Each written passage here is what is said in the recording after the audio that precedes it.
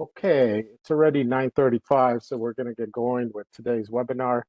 Welcome to today's webinar. Today's webinar is the second webinar manual, Grantee manual webinar session 2 in a series of 3 webinars we are doing for as part of the onboarding for our grantees.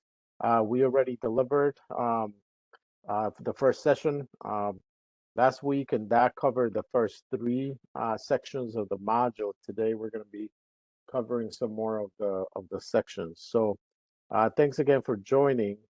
Um, this is a very important training for grantees.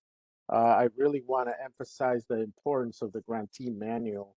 It's very extensive, and it provides all the guidance that grantees need to use to implement their programs, but at the same time, it's full of tools that will help you implement your program. We will be going through a variety of different steps in the pre-apprentice lifecycle, which is the model that we use to organize our guidance, our tools, and our services. So welcome to the Office of Illinois Works 2025 Grantee Manual Webinar 2. Thank you for joining us today. The 2025 Grantee Manual is comprised of 14 different sections, which we will cover in 3 different webinars. This is the second webinar in a series of 3 webinars.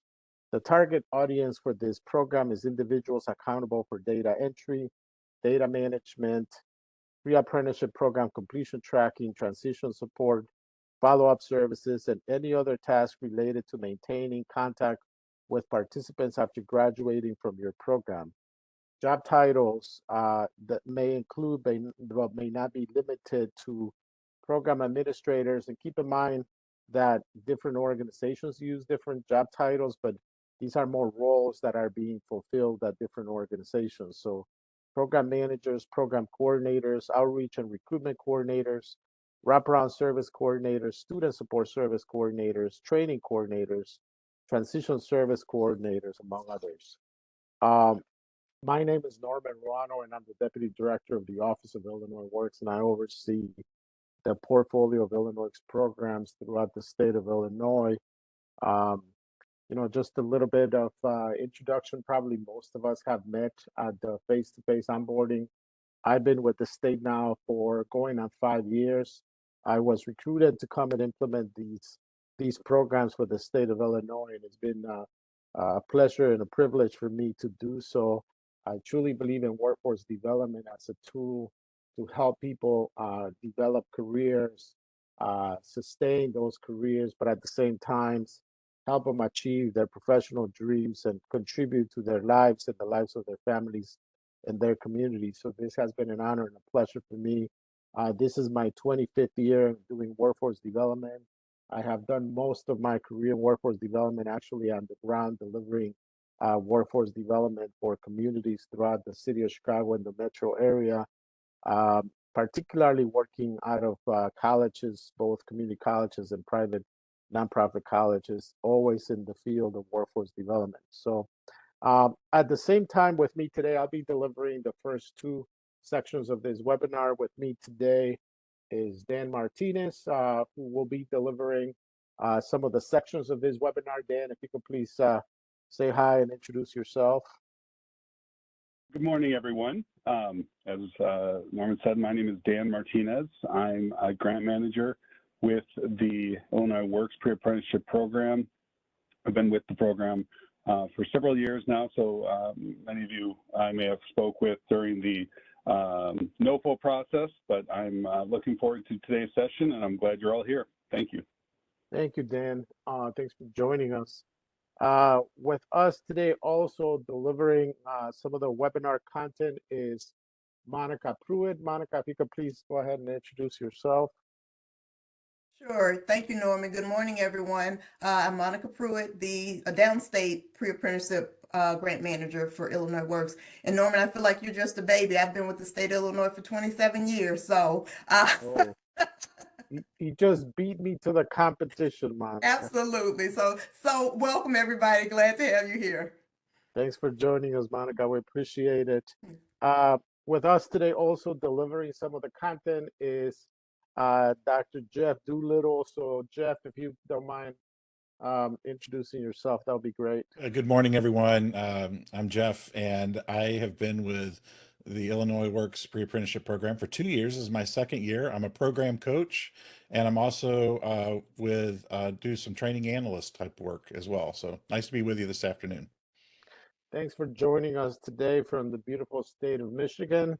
Jeff, we appreciate it. Um, and I mean it, okay? Beautiful state of Michigan. In the background today, helping us produce this webinar is Dr. Carlita Olston. Carlita, if you could please introduce yourself, that would be great. Good morning, everyone. I want to thank you for being here today, and I hope you get a lot out of this program. Thank you, Carlita. Also helping us with production today is Dr. Fumi Apantaku Anayemi. I hope I pronounced your name correctly, otherwise forgive me, Fumi. If you could please introduce yourself.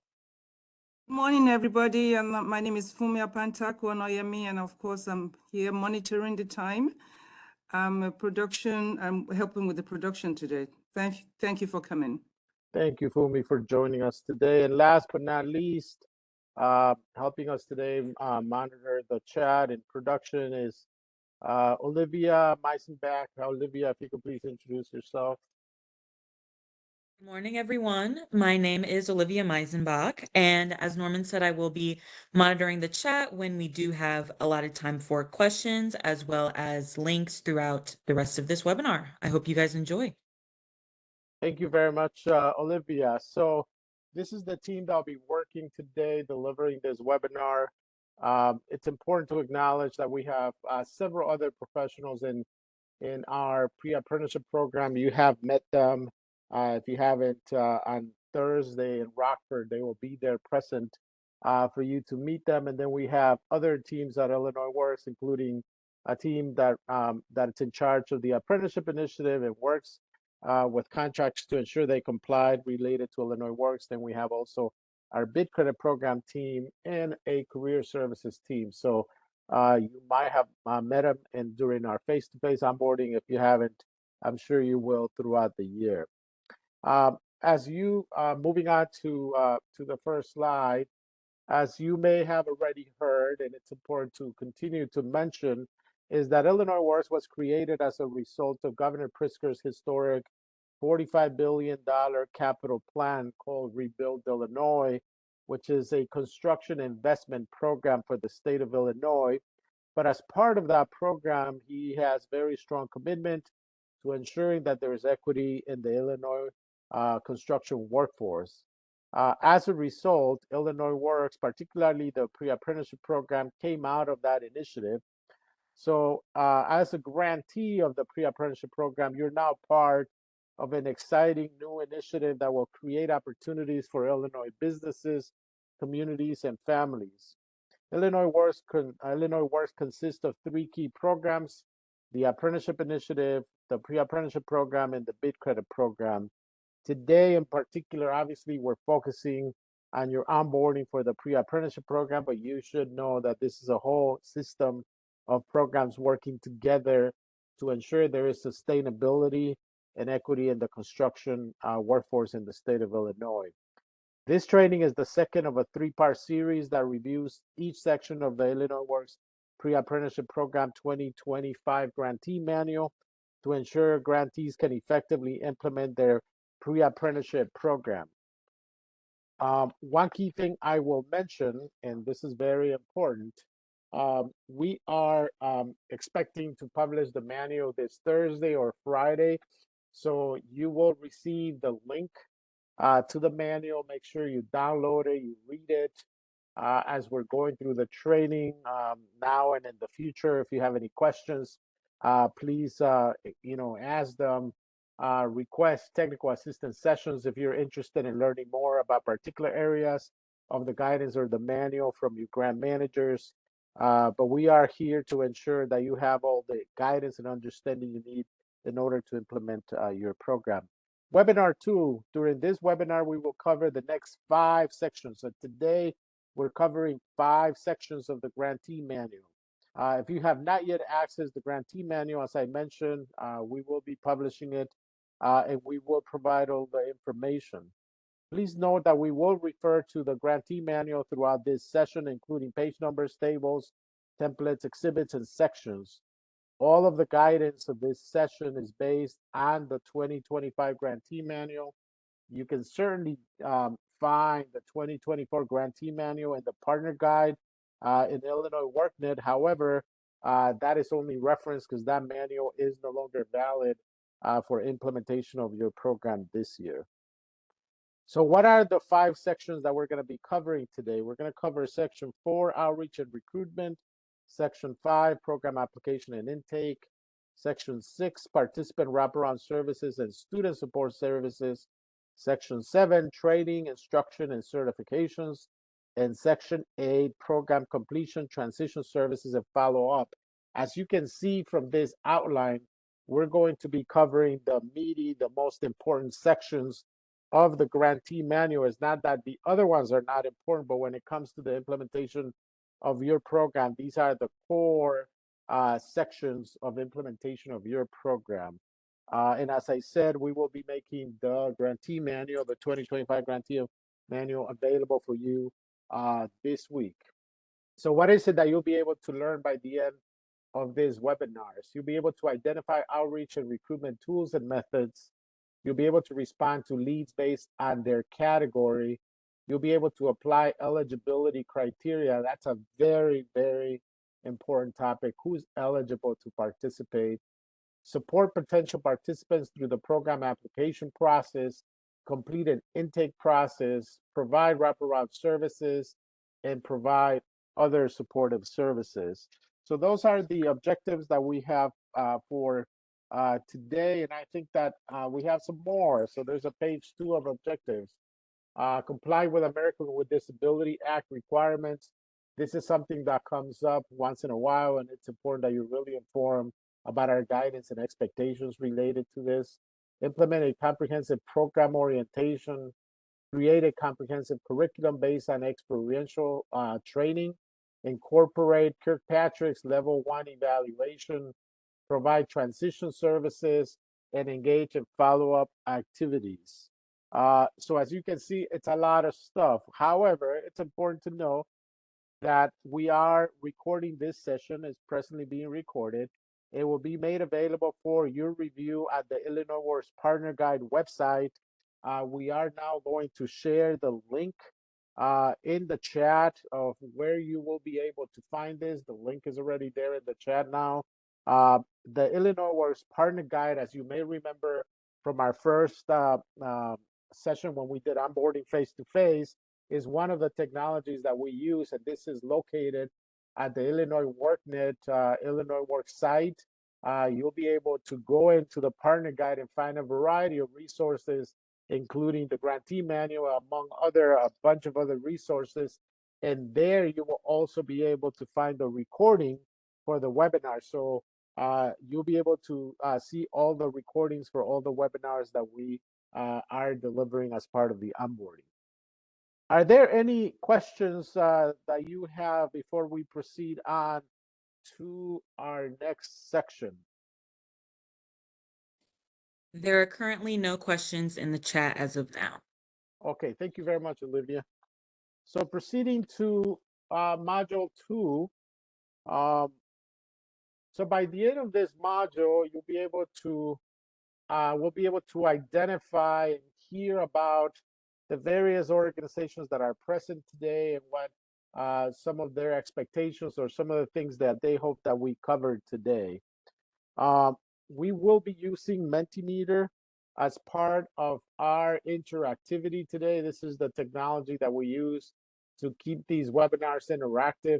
If you could please scan the QR code on your phone, on your so that you could follow with Mentimeter. You will also notice at the bottom of your screen there is a button that you can click that says external side, and you click on the continue button, and it should be able to give you access to Mentimeter. I'll give it a minute to make sure that everybody is able to access it. As I mentioned, this will allow you to fully participate during this training, as well as provide us with feedback at the end of training. We always do an evaluation at the end of training. Are we all good with Mentimeter now? You could either do it on your phone, your computer, using the QR code with the code that we just provided, or you can do it through your computer. So if we're all good, we're gonna get going with testing Mentimeter, making sure that everything is working.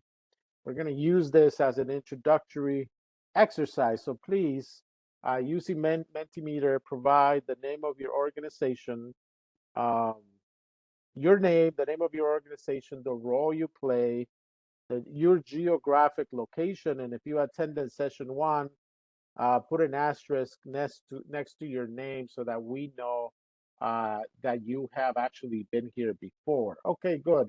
Starting to see here some of the people that have responded. I have 19 responses. If you could please, I have a total of 32 participants. If you could please join, that would be great. We have Elena from Metropolitan Family Services, Michaela from Girls Light Your Way. Thank you for joining us today. Dr. Jeffries from Girls Light Our Way. From Peoria, we have Robert Beckman from Program Administrator. I don't know where Robert's from. Scott Terry from Rock Island Tri-County Consortium. Thanks for joining us today. We also have Amy from the Climate Economy. Thanks for joining us today, Amy.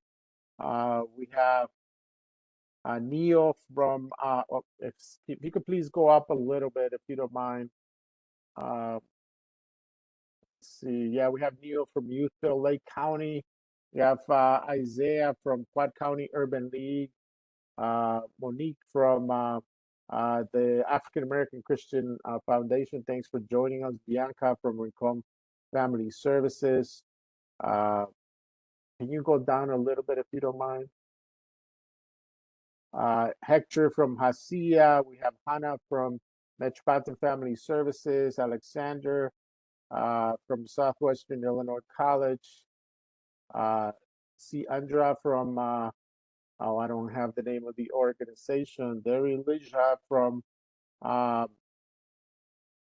what's the name? Lumity. Thanks for joining us today. You can keep on going down a little bit if you don't mind. We have 33 responses. Now we have Simon from Chicagoland Prison Outreach. We have Richard from American Job Center. We have Asia from Rincon Family Services. Robert from Bethel. Abria from Bethel Family Services.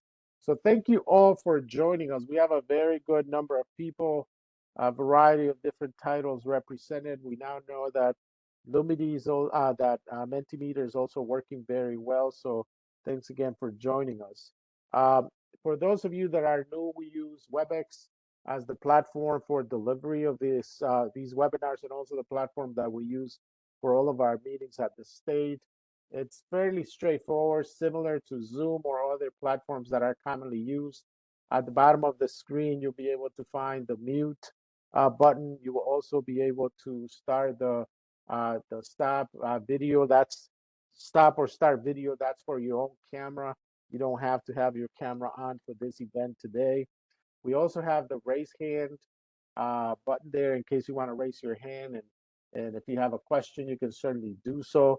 We have emojis if you're interested in responding to some of the great commentary that we make as part of this webinar. We also have the chat feature. It's important that you pay attention to the chat, as we're going to be providing a whole variety of resources, links, and others through the chat. And then we have the groups feature. We are not going to be using the groups feature today. So that's the way WebEx works. As I mentioned, it's pretty straightforward, similar to other platforms. Maybe locations are a little different, but other than that, is very similar to what you may have used in the past. To help facilitate the best experience, please keep your line muted to help manage potential interruptions during training. The lines can be unmuted during question and answer sessions or group discussions. If you have a comment or a question, please share it in the chat or unmute yourself during the question and answers session at the end of each of the training sections. There will definitely be particular points in the webinar where we will allow you or will invite questions and also provide answers to those questions. We will try to respond to as many of your comments and questions as possible within the allotted time. Please keep in mind that it is our true interest to be able to finish this on time in 3 hours. Okay, so moving on to another quick Mentimeter exercise. If you don't mind answering the question, is there anything in particular you're hoping that we cover today? Anything in particular that you hope we cover today?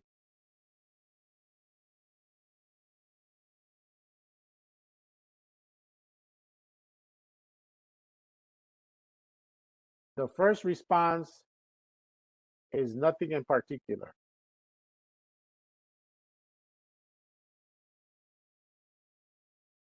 Major changes from last year, we will certainly cover that. One thing to keep in mind is that if you are an existing grantee and you want to only understand the big changes that are being covered, we are delivering a webinar specifically for that. So make sure that you enroll for that webinar. This webinar is more for new grantees or new staff at existing grantees. That other webinar is only for renewal grantees, and we only cover the major changes that are being done. So keep that in mind, please. Transition wraparound services, changes from prior year, definitely we'll discuss that today. Recruitment strategies, that's one of the key things we're going to be talking about today. Acceptable eligibility documentation, we will also discuss that today. Marketing plan, techniques for marketing. We will not go in depth about the techniques for marketing and outreach. There's a webinar that specifically does that, but we will cover the guidance related to that. There's a section in the manual that very specifically talks about some of the techniques that work well and what the success, what the outcomes are of those.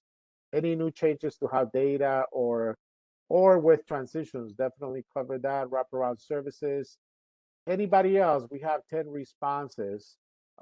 It's everything that we're discussing here, everything that you included there, we're going to be covering. Just keep in mind that when it comes to major changes, we are going to cover them today.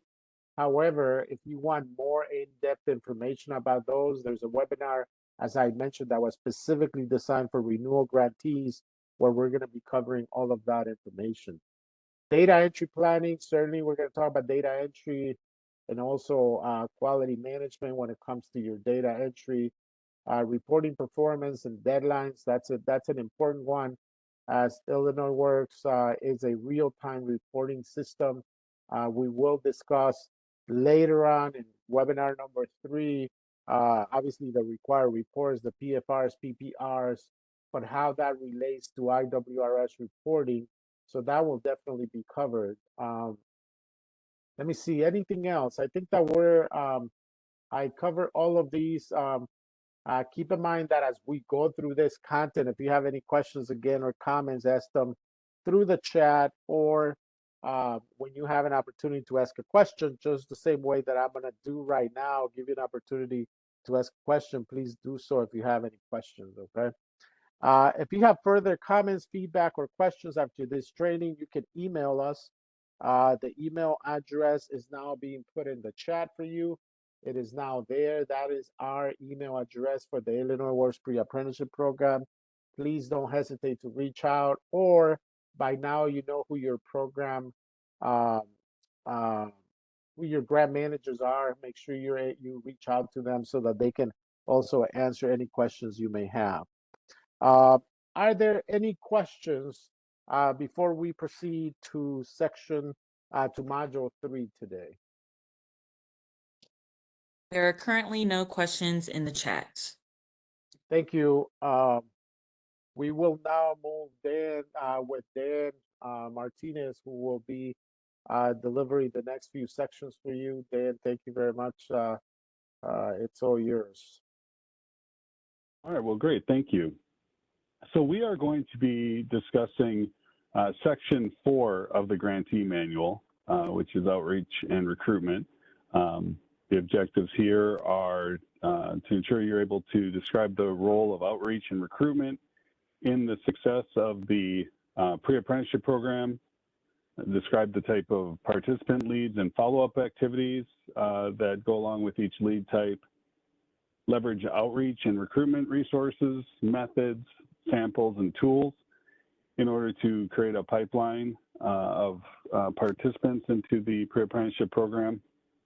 Learn to track outreach and recruitment efforts in the Illinois Works reporting system, or IWRS, and integrate diversity, inclusion, and equity, and the 6 core values into all elements of your program's outreach and recruitment strategy.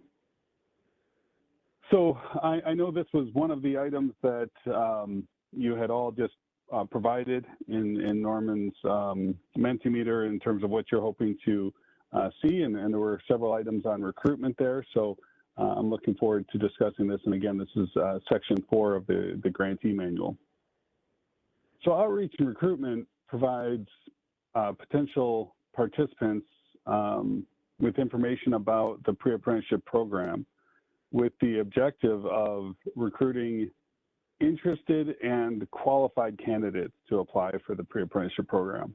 And I really want to stress those 2 things. So, you know, this is a performance-based grant, and it is critical for your program's success that you are finding, you know, people that are interested and qualified. We find often that newer programs, you know, don't take those to heart right away, and then they discover that they don't hit their completion goals, and that really puts their program in a bind, both on a compliance metric and a financial footing. So it's very important that you find people that are interested in having a career in the construction industry, but then that they are also qualified, right? The Illinois Works pre-apprenticeship program has defined qualifications. They have to be over the age of 18 unless you're running a high school program. They have to already have their high school diploma, GED, or HiSET, again, unless you're running a high school program. They have to be residents of Illinois. That goes for everyone. And again, they have to be interested in having a career in the trades. So the 2025 grantee manual will provide you with information, techniques, and tools to help you and your program staff highlight the goals, the program components, and the core values of the Illinois Works pre-apprenticeship program to the individuals you're recruiting. So you see on the screen here the pre-apprenticeship life cycle. Hopefully this is familiar to you. We will constantly reference it.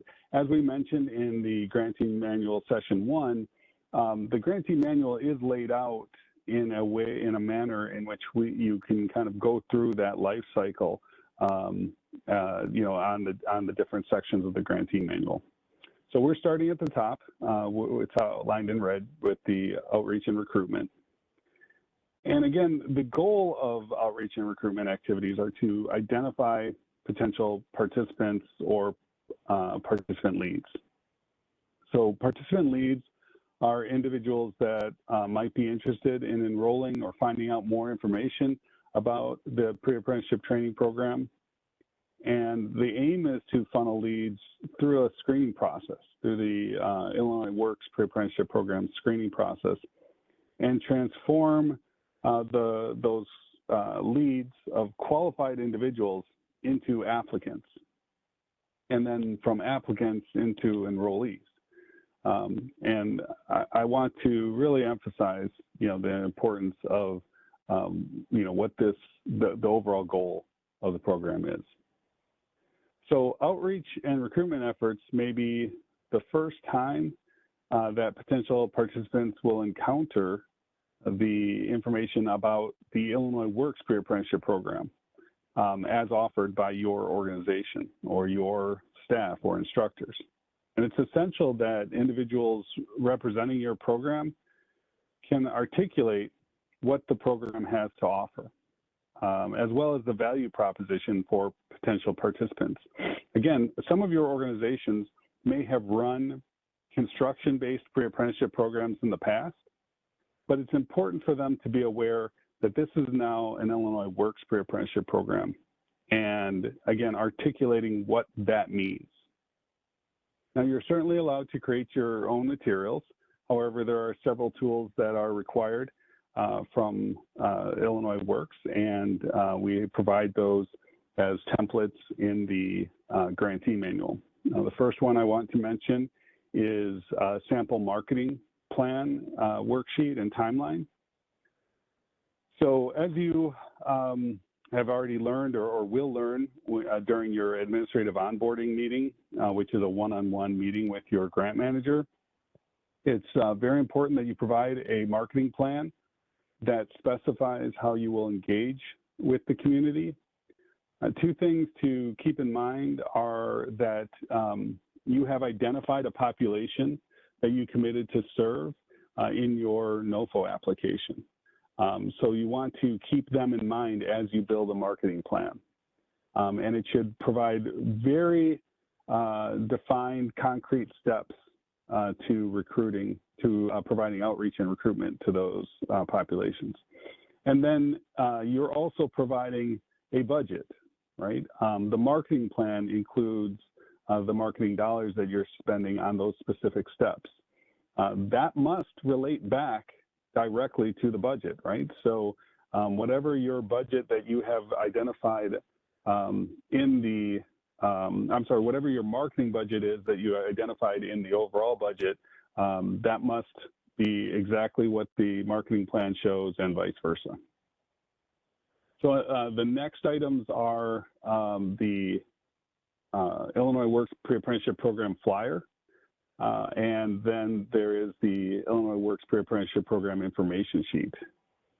So the flyer is kind of a one-sheeter that gives an overview, obviously your program's contact information, and talks about what the program has to offer. The information sheet will include a lot more detail. It includes your full curriculum, program requirements, hopefully information about the duration, the time and duration of the program, so that an individual that is interested can really understand what they would be receiving and what kind of the requirements from their end would be as well. So again, all of those are required to be completed and provided to your grant manager. So outreach and recruitment efforts should also focus on potential partners. Other nonprofits, employers, local churches, schools, all with the goal of growing your partner network. We talk time and time again how it's critical that you engage in partners because this program really is much larger than any one organization can fulfill on their own. So when we talk about outreach, again, to drive home that primary goal, the outreach and recruitment activities are to identify potential participants. We also refer to those as participant leads. Participant leads are individuals who might be interested in enrolling in the pre-apprenticeship program. IWRS, you're going to enter these into the Illinois Works reporting system, and there they're identified as inquiries. Now, the aim is to funnel these participant leads or inquiries through the screening process and transform qualified individuals from leads, from inquiries into applicants. And we will address that screening process and application process later, but it's important to know that that's the goal of and the process for the recruitment. So we talked about, just now about those participant leads. So as you pursue your outreach and recruitment activities, it's important to understand the target audiences and how you might best communicate with them. This can help you maximize your efforts and get the best return on your outreach and recruitment and marketing efforts. So potential participants or participant leads fall into typically 4 categories. So hot leads, those are individuals that have already decided that they would like to apply for consideration to the Illinois Works Pre-Apprenticeship Program through your organization. Warm leads are people who have shown some interest in the pre-apprenticeship program. They might know a little bit about it. They might know a little bit about the construction industry, but they're still a little bit unsure, and they might not be ready to apply. You know, maybe they don't know the exact details. They have a part-time job, and they don't know if that can, you know, fit within the structure of what the training program looks like. So they may have responded through social media or a marketing program, or even just walked through your front door, and so you've had a little bit of contact with them. Now, cold leads are individuals who at first responded to some marketing efforts, but then when the program staff went to follow up, they have not been able to get in contact with them. You know, they've been leaving voicemails and maybe playing some phone tag. But the person was not fully committed or really that interested in the program. And then closed leads are individuals that have definitely expressed a lack of interest in being in the pre-apprenticeship program, or that they did not pass the pre-screening process. So it's important to understand these categories because based on the type of lead, your program should have different approaches in how they continue or not continue to follow up. And we refer to those as touches. So understanding your target audience is important, again, because they inform those touches. The goal of your outreach and recruitment efforts, again, is to transfer those leads into applicants. And they must be interested and qualified in order to become an applicant. And so this is accomplished through consistent and strategic communication with potential applicants. Again, what we're calling touches. Touches are any communication opportunity that motivates qualified individuals to apply. So these types of touches can include, you know, social media posts, face-to-face conversations, presentations, webinars, phone calls, you know, word of mouth, newsletters, even flyers maybe that are presented in different organizations, mailings that you might send out. Another way you can touch individuals in terms of your marketing is through the creation of a landing page. And this is a requirement of the pre-apprenticeship program. The Grantee manual will provide comprehensive guidance on you know, creating this landing page. Organizational websites will be one of the first locations potential participants will go to seek program information from. These landing pages will also be linked to the Illinois Works heat map and will be part of the resources that we make available at DCEO to the general public, which eventually results in the referrals we send to your program. And in fact, in 2024, Illinois Works issued more than 750 referrals to grantees. So these are individuals that were interested in joining an Illinois Works pre-apprenticeship program. They didn't know what organization might be able to do that for them. And so they reached out to us, and then we send those referrals to grantees. So again, I mentioned this information is in the Grantee manual. The Grantee manual states that there must be a dedicated landing page website for the Illinois Works Pre-Apprenticeship Program that clearly outlines program goals, requirements, application process.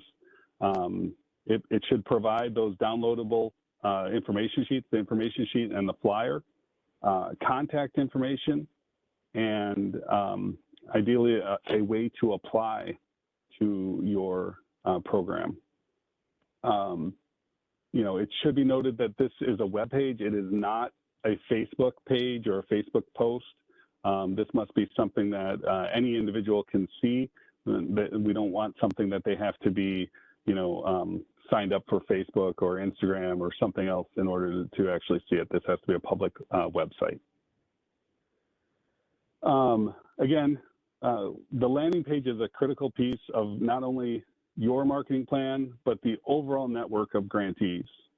And our staff will use the heat map, which we'll talk about in just a moment, and your program's contact information, which will be contained on the heat map, to refer individuals to your program as leads. So when you meet with your grant manager and are asked to designate contact information and your landing page, please recognize the importance of these requests. So we're going to move to Mentimeter for another quick interactivity. We talked about some different types of touches that programs have. So what are, and not every program is going to use all of those, right? But so what are some of the primary touches that your program uses as part of your outreach and recruitment plan? So if you are not in Mentimeter, that link has been provided in the chat for you again. Hopefully you still have the WebEx window open and you can participate that way, or otherwise, again, you can use your own cell phone or another page in your browser. So we're seeing some of the touches that organizations are using or are going to plan to use. Certainly that landing page, thank you so much. Can't emphasize the importance of that enough. Word of mouth, certainly you want to start engaging with your partners to have them talking up your program.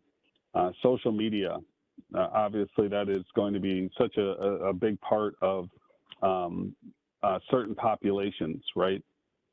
So that's an important thing to keep in mind, that you really have to think about who you're reaching with these touches. So we have newsletters, flyers, email, meetings with community organizations, partner networks, so many great things. Thank you. Referrals, just being out in the community. Wonderful. I love, it seems like so many more are just popping up as you begin to think about how your program is going to be engaging with the community. You guys are hitting them all right on the head there. Those are exactly what we want to see. So thank you all for sharing that. Local elected officials, a great resource, career fairs, public events, so more than I can say. Let's see, so we have union, I missed it, I can't find where it is now. Community colleges, so strategic partners, thank you, wonderful. And I hope you know, some of you are learning from your fellow grantee network here on how so many different methods can be used to reach your community. So although the data varies, what we know is that it can take between 6 to 8 of the touches that you were just talking about to convert a lead into an applicant, particularly when they're not a warm or a hot lead, right? So the challenge, though, is that studies also show that by the 3rd or 4th touch, nearly 90% of organizations stop trying to reach out to the inquiry. So your program should not view that 3rd or 4th touch as a failed attempt, but rather touches should be viewed as a countdown in the application process to finding those qualified and interested individuals. So consider how this data might impact your approach, right? Keep this in mind. And, you know, we've had other organizations that, you know, really almost make it a game, right? To understand that they're on a countdown to finding qualified, interested candidates. And touches are not always intuitive. right? When to reach out, how to reach out, how many touches. It's really going to be based on your knowledge of the population you serve that you'll ultimately make that determination. So we provide a tool in the Grantee manual. This is table 10 of the Grantee manual to assist you with determining the steps and the timeline based on the lead category. But again, your population is going to help you make the determination of what action steps to take. But you can use this as a guide. I mentioned we would talk more about the heat map. So this is one of the many tools that Illinois Works utilizes to support grantees with their success. This technology provides an overview of statewide demographic data, Illinois Works project data, excuse me, as well as the location and essential information of the Illinois Works pre-apprenticeship programs and U.S. DOL registered apprenticeship programs. So grantees can access information regarding the economic development regions, concentration of underrepresented populations, Illinois Works projects by county, and again, as I mentioned, those DOL registered apprenticeship programs. So this is something that you as a grantee can utilize and identify those blue squares that are near your program to see, who you might engage with. But it's also used by the public, right, for them to identify, well, where is the nearest Illinois Works pre-apprenticeship program to me? And when they select that, they're going to see the contact name, phone number, email that you have given your grant manager to be publicly posted on this DCEO tool. So this is utilized by both the pre-apprenticeship programs, it's utilized by the public, and again, those, depending on what you're looking for, it can provide you with information on underrepresented populations in your area. It can provide you with the Illinois Works projects that are happening in the county. And the larger the circle means the higher the concentration of those, the coloring is the higher concentration of those projects, and the larger circles means that higher concentration of underrepresented populations are in that area. So let's see here. We are going to move past this next one, this next Mentimeter, I think, due to time. So we are going to move on and continue talking about the tracking participant outreach and recruitment. So these are program requirements for Illinois Works, right? It is so important to make sure you're gathering the data on the inquiries, on those leads, and entering them into IWRS. So all participant engagement must be recorded in IWRS. The primary goal of outreach and recruitment activities is to identify potential participants or leads. And those leads, again, must be entered into IWRS. We will provide more details on how to navigate IWRS in the meeting on Thursday for you new organizations. Your program administrators will have already attended IWRS session 1. But we will continue to talk about that in various sessions and talk about how this is utilized through the grantee manual. So you're seeing a screenshot from IWRS that shows how to enter a lead into the system. Grantees will first enter the person's name, contact information, the lead status, and they can enter a follow-up date. They can even enter case notes if applicable. And once that contact information and lead type are chosen and submitted, IWRS will display a pre-screening assessment.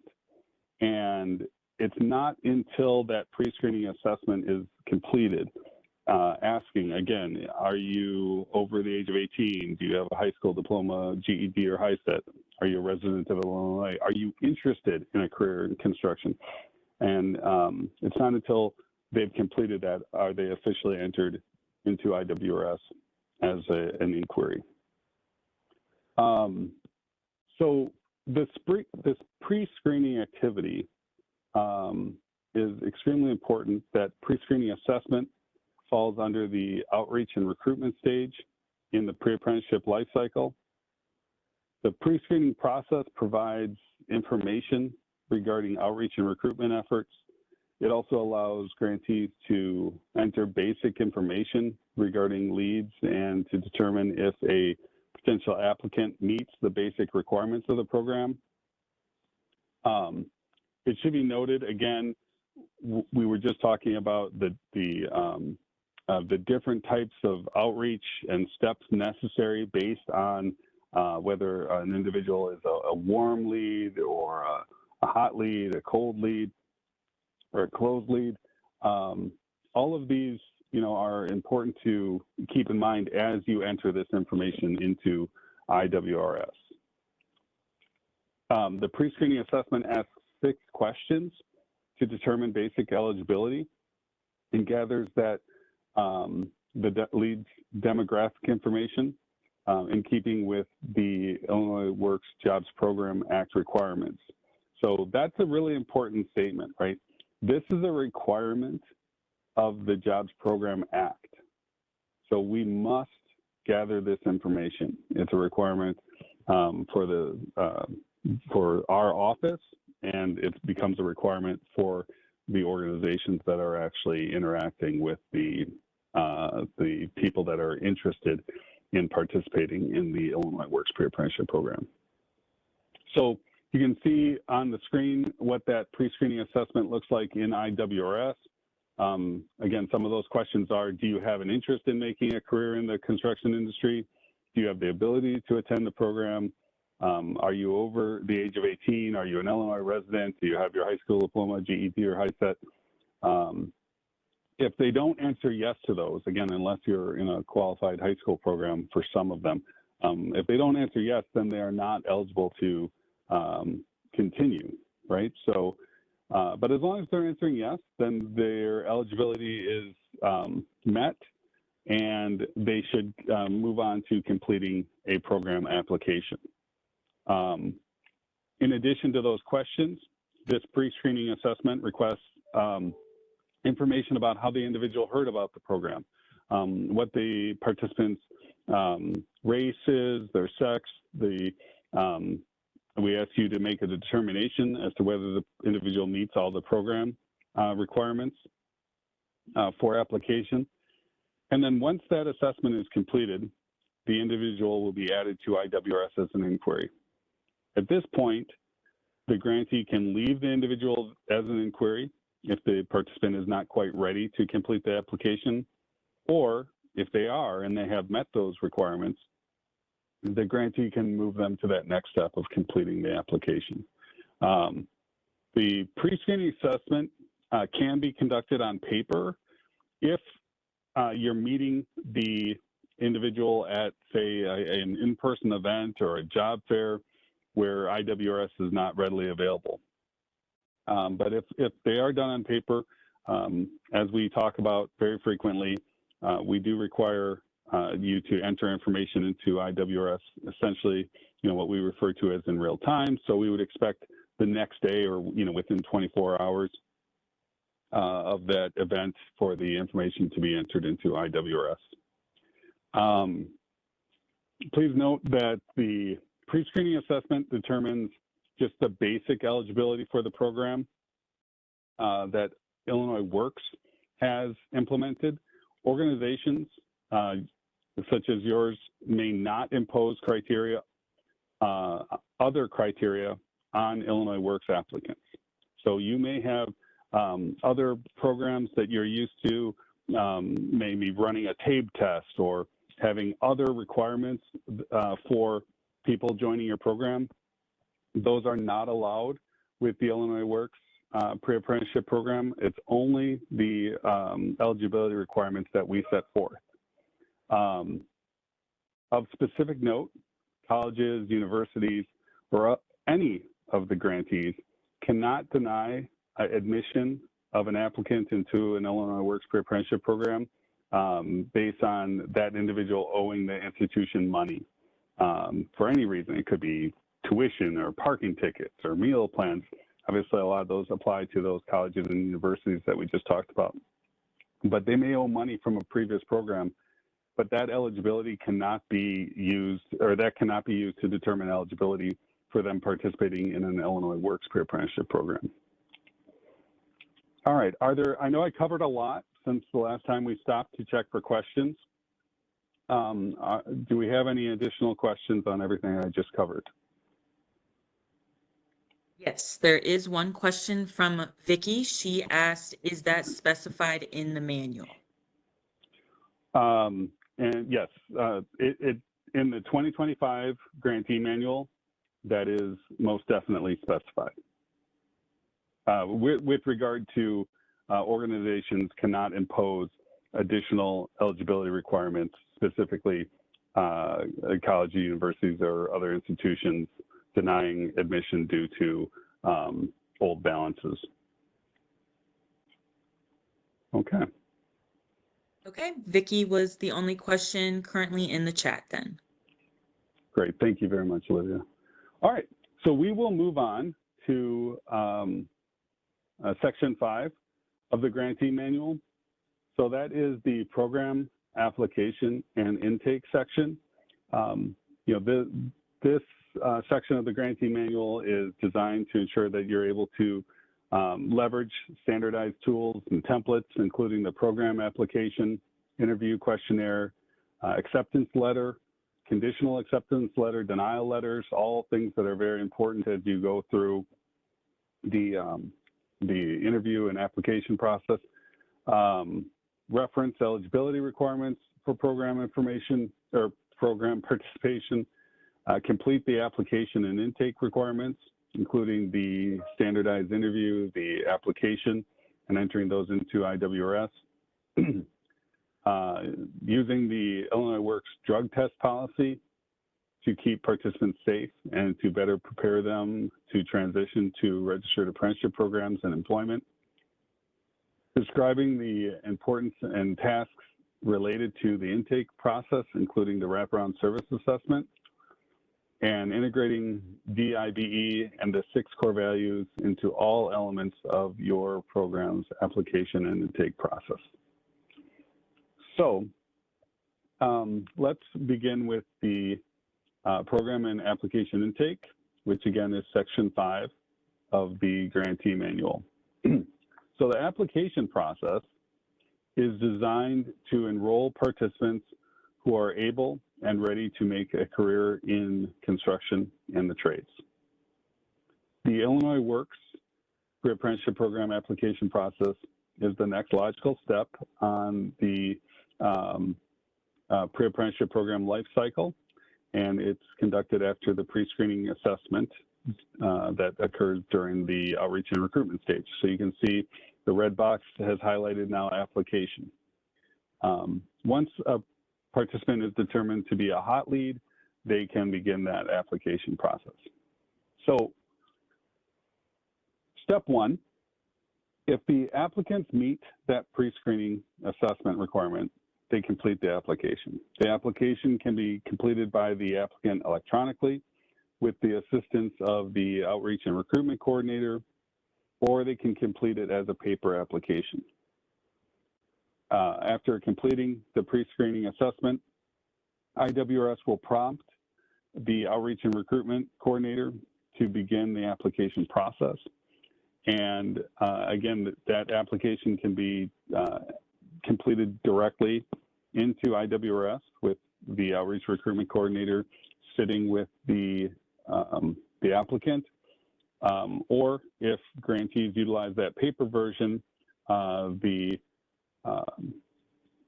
data can be entered into IWRS, again, typically within 24 hours of the application's completion. If it is completed on a paper document, then that paper document would be saved in the participant's paper file as well. So next we look at what's going to be required as part of that program application. Grantees will need to request and retain information from the applicant that will confirm eligibility requirements, such as age, Illinois residency, and a copy of their, confirmation that they completed high school, their GED or HiSET. So that can be a diploma, it can be a transcript. The application will also request information that will not disqualify the applicant from participating, but will be important for grantees to counsel the participant on or offer different referrals as needed to services. So we have listed here several different items, notably, say, a driver's license or asking if they have reliable transportation. Those things are important to ask and determine, but they are not items that will disqualify a participant if they do not have those, right? But they are relevant for when they apply to a DOL registered apprenticeship program, which will be the ultimate goal after graduating from your pre-apprenticeship program. So if they don't have those things, it's important to know that now and to counsel those individuals that they will need those by the end of the program. Again, we need a document that verifies that the individual is over the age of 18, so we need something with their birth date on it. Again, unless they're operating through a high school program. However, even if they're with a high school program, all participants must be 18 by the completion of the Illinois Works Pre-Apprenticeship Program. Grantees must keep, the participants' physical file documentation of their age. So possibly it's a birth certificate, state ID, a driver's license, and they will also upload that into IWRS. So those are things, again, that you scan and upload into IWRS, but then you still retain in the paper file. I do want to make a note that the Social Security number should never be retained in Illinois Works documents, and it definitely should not be scanned and uploaded into IWRS. It's important for them to know that might be something or will be something that they will need as they apply to DOL registered apprenticeship programs. State of Illinois residence. Again, this is not something that we can waive. This is part of the law that authorizes the program. Participants must be state of Illinois residents when they apply to the pre-apprenticeship program. And so, the grantee must obtain and scan and upload documentation showing that. So ideally that's a driver's license, but it can also be a state ID, a city ID, something like a utility bill. Another requirement that I've mentioned several times is that high school diploma transcript, a GED or a HiSET verification. So only specially approved school-based grantees can enroll individuals who are still actively earning that diploma. The high school participants, though, they must have enough credits when entering the program to ensure that they will complete their high school diploma in tandem with the Illinois Works Pre-Apprenticeship Program. So all of the grantees are required to ensure that before the participant enrolls, that they have a copy of that participant's documentation showing that they completed the diploma or GED or HiSET, and they will upload those to the Illinois Works reporting system. Those documents must include the individual's legal name. It must include the information of the high school that was attended. It must include the date of the completion or graduation. Any high school diplomas that were issued by a foreign or other government must have a transcript that can be evaluated for high school equivalency and translated into English by qualified vendors. For a list of those qualified vendors, you can refer to the Illinois State Board of Education's Educator Licensure Out of Country Credential Evaluation Sources list. The title is even longer than the link, so I could have literally just said the link, but that's been placed in the chat for you. So that's an important resource and tool to keep on hand, because in 2025, we have clarified that in addition to having that document translated by an authorized vendor and needs to be notarized, it also needs to go through a screening process showing that it is, in fact, an equivalent to a U.S. high school diploma. We also want to, point out that college transcripts or college diplomas are not acceptable proof of high school completion. We are only looking at high school completion documents. Again, I mentioned driver's license. It is not a requirement to have one, but it is worthwhile to note that individuals should obtain their driver's license before completing the program, and that's part of our wraparound services that your program should be providing. So that's important to have as well. Again, the Social Security number does not, not having one, not providing that does not disqualify them from participating in the program. But it's information like this that's important for your program to know, because you can already start to build in, the knowledge that you're going to need to provide wraparound services to assist an individual with obtaining their Social Security card if they no longer have it, right? Before, you cannot do that until they start the program. We cannot provide wraparound services to people that are not enrolled in the Illinois Works Pre-Apprenticeship Program. At least you can't using Illinois Works funds, but it is something that you'd want to make sure that they have by the time they finish the program. Reliable transportation, again, this is not a requirement, but a consideration. And it's one of those things that your program should be planning on assisting individuals with. This is important not only when they graduate, of course, because that's the nature of construction, but also because they're going to need to get to and from your training program. So I mentioned drug testing, again, not a requirement. It's a consideration. The grantees must be able to administer drug tests or send participants for drug testing if required. You don't have to test every single person in your program. There's information in the grantee manual on when it's appropriate. And failing a drug test, again, first of all, it cannot be used as a requirement for program eligibility, but for candidates in the program, failing a drug test doesn't necessarily disqualify you from the program either. However, participants should know that it will make transition to a dual registered apprenticeship program more difficult, and programs should have a policy due to the nature of construction training and the safety considerations, and it can certainly lead to dismissal, a failed drug test. English proficiency. So this is a requirement that all programs are taught in English. So if an applicant does not believe they can participate in English, grantees should refer the applicant to a partner to assist them in increasing their proficiency prior to returning to the Illinois Works Pre-Apprenticeship Program application process. And then, of course, being able to attend the program, that time availability, that is certainly a requirement. I mentioned kind of that before, right? If a person has a part-time job, are they going to be able to attend the program as required?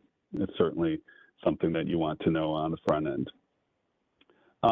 So there is I mentioned a couple different times here that there might be times where you need to refer an individual to a partner, and we do have a sample referral form in the back of the grantee manual as well. Looking at the standardized interview, Once the grantee has determined that the applicant is eligible for the program and has then offered relevant counseling or referrals around the application considerations, the applicant will move to the next stage of the process, the standardized interview. So the standardized interview allows grantees to gather additional insight into the applicant's interests, their long-term goals, and what the participant hopes to gain from the pre-apprenticeship program. You must use the Illinois Works interview questionnaire. You must follow the directions as required on that interview questionnaire. It's Exhibit 4 in the grantee manual. It includes 10 questions. You will have 2 interviewers, 2 different staff members who will record the applicant answers, and they will independently score each question based on the answers that the applicant provided them during that single interview. They will score them. Each of the 10 questions can be worth a maximum of 4 points each. Then the interviewer scores will then be averaged to obtain 1 score, an average score. So again, the maximum average score is going to be 40. The minimum score, average score for acceptance into the Illinois Works Pre-Apprenticeship Program is 32. So individuals with an average score of less than 32 should not be admitted to the program unless there are significant mitigating factors, which we will talk about in just a moment here. But it's very important to recognize that due to the performance nature of this grant and the fact that the ultimate goal is a goal that won't be reached for years, and that is those individuals becoming journey level tradespeople. This is not something that you want to take lightly. You want to score these appropriately and ensure the candidates are definitely interested and viable candidates to participate and complete the program. Once all of that is done, the interview score the interview sheets will be scanned and uploaded into IWRS. I mentioned that the programs can enroll an individual with a score of less than 32 if they have mitigating factors. So if that happens, the reason those mitigating factors, the reason that exception is being made must be documented in the applicant's IWRS profile. They must be sent a conditional acceptance letter. Again, those letters are available in the back of the grantee manual. And, no more than 20% of any given cohort could be admitted under that mitigating factors category. So please check the conditional application acceptance, in the back of the grantee manual for more information there. Again, the standardized interview, there are some things to keep in mind. The interviews should be administered by staff members. It can be done by contractors, but they must be individuals that work on the Illinois Works Pre-Apprenticeship Program. The interviews can take place in person. They can also take place over phone or through a virtual meeting, but they should not be administered separately, right? One person should not be on a Tuesday interviewing that applicant in person, and then on Thursday, the second interviewer interviews that same applicant. Both interviewers should be interviewing the individual at the same time. Interview sheets can only be completed by the staff member conducting the interview. So participants are not allowed to complete the interview sheet and answer the questions, and then the staff score them later. So that's an important thing to keep in mind. And then enrollment decisions. Once applicants have completed their applications and interviews, the admissions team will then make the final enrollment decisions. Enrollment decisions should be communicated with a formal letter from your program to the applicant that clearly communicates the enrollment decision. I mentioned these before. We have full acceptance, Full acceptance is for applicants who met all of the program requirements, received a 32 or higher on that standardized interview. Then we have conditional acceptance. Those are for applicants who have met the program requirements and or are willing to meet them by the conclusion of the program. Applicants must receive a score of 32 or higher on the standardized interview, or they have a lower score and are being accepted under those mitigating factors category. So, you know, one reason for conditional acceptance might be a lack of a driver's license. Again, that is not a program requirement, but if they have it, they should certainly be, you know, accepted into the program under full acceptance. If they don't, it would be appropriate to accept them under conditional acceptance, outlining that they must agree to working with your organization to help them, either take those driver's license or take the driver's test and get their driver's license, because you know, it is going to be essential for a career in construction. And then we have denial, right? Denial is for applicants who do not meet or they are unwilling to meet all of the program requirements. So this applies to a person that, again, can't meet those requirements, but also applies to any individual who scored an average score of under 30, under 32 during the standardized interview. So it's important to make sure that you keep copies of those letters that you send to your grantees. Those should be, again, kept in the paper file. The Office of Illinois Works can request to see those for an entire cohort or for an individual at any time. One other thing I'd like to mention, even though it's not an actual enrollment decision, is the administrative withdrawal option. So administrative withdrawal is when your program offers acceptance to a participant and that participant commits to attend, but then never actually attends instruction. Administrative withdrawals do not count toward a grantee's enrollment metric. They, you know, possibly that participant reached back out to you after accepting and decided to, said they couldn't do it. Maybe they got more work hours or they got a new job and before your program even begins and they're not going to be able to attend. Maybe they moved. Or it could just be that they ghosted you, right? They said they were going to attend the first day of class, they just never show up and you never hear from them again. Either way, those are administrative withdrawals. They do not count toward your enrollment metric. And again, they should never be entered into Illinois Works as a, or they should never be entered into IWRS as an enrollee.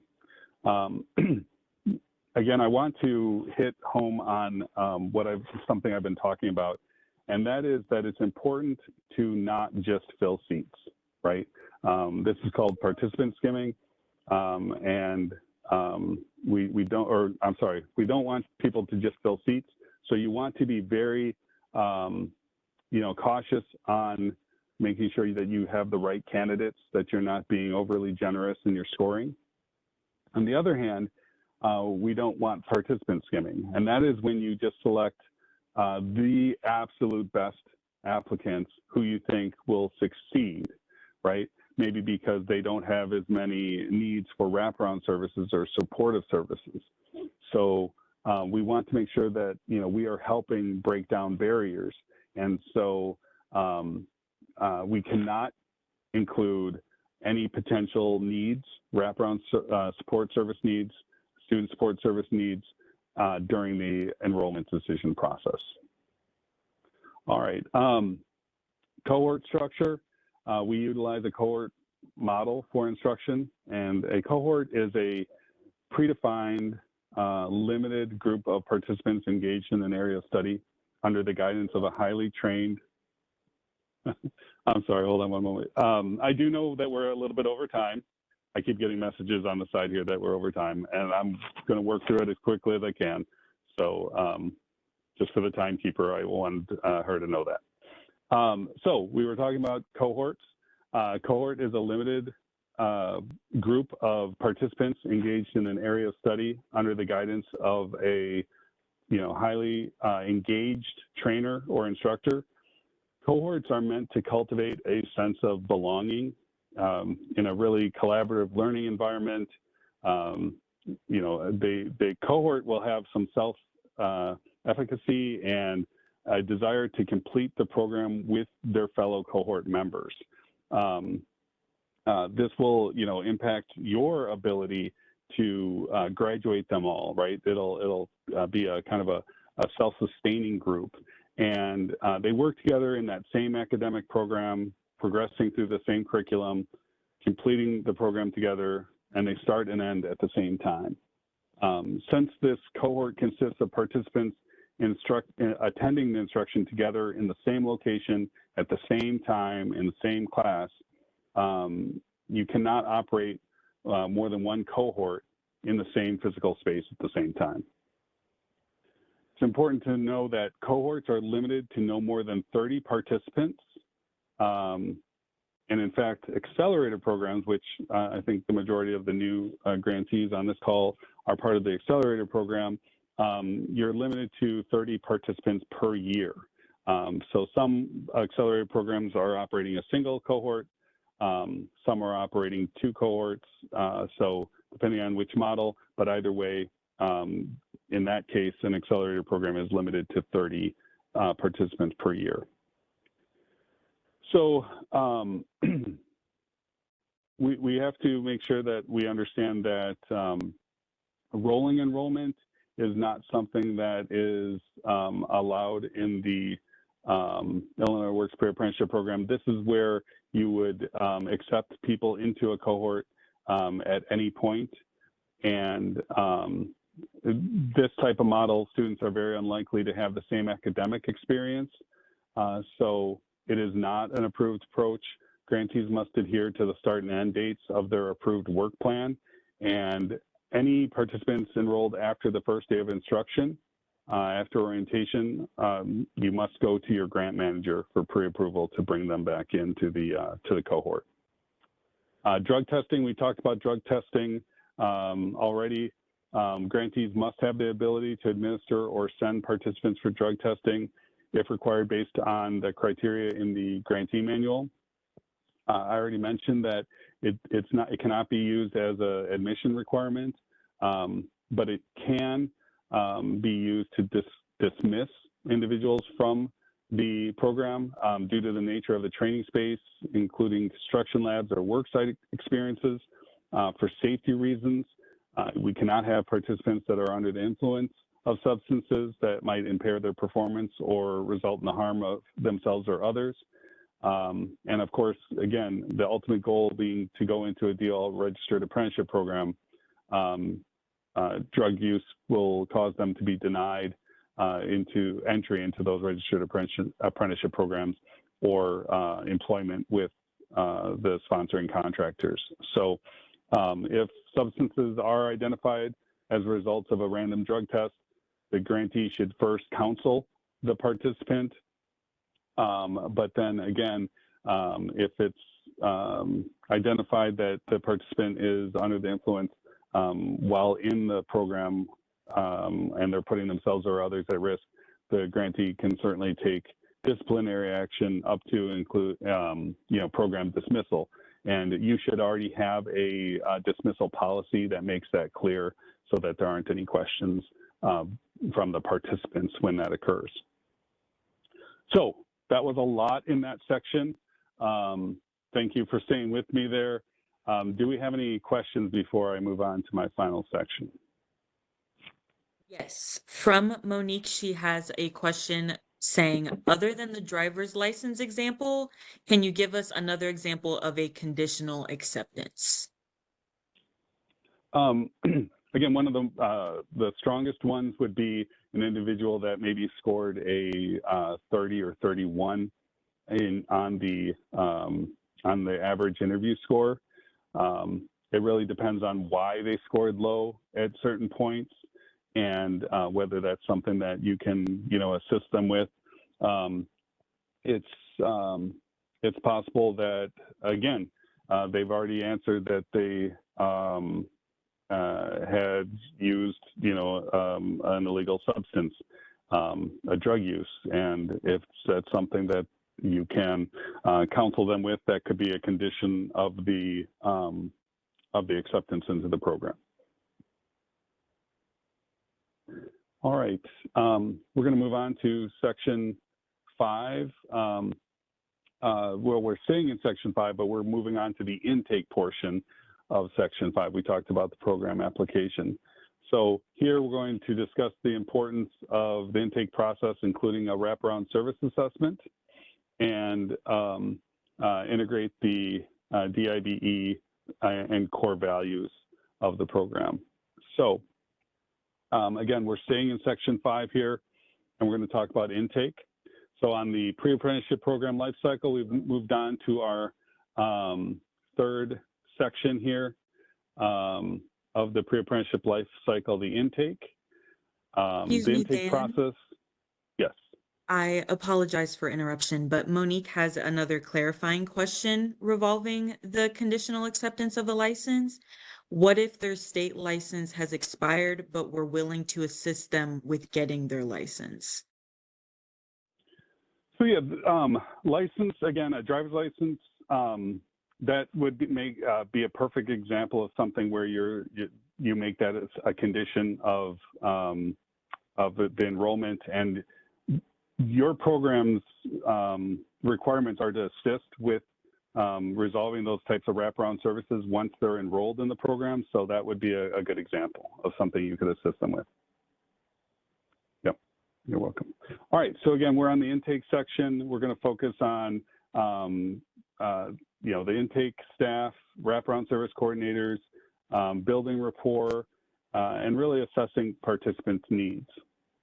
So this really starts with an intake meeting. An intake meeting is a key moment in building the culture of your program and of the cohort. So it's important to remember that these intake meetings will be the first time, or maybe the first time, program staff will really be interacting with the individuals now that they are pre-apprenticeship program participants. It's during these intake meetings that you will explain wraparound services and conduct the wraparound service assessment. The wraparound service assessment will be discussed further in the next section.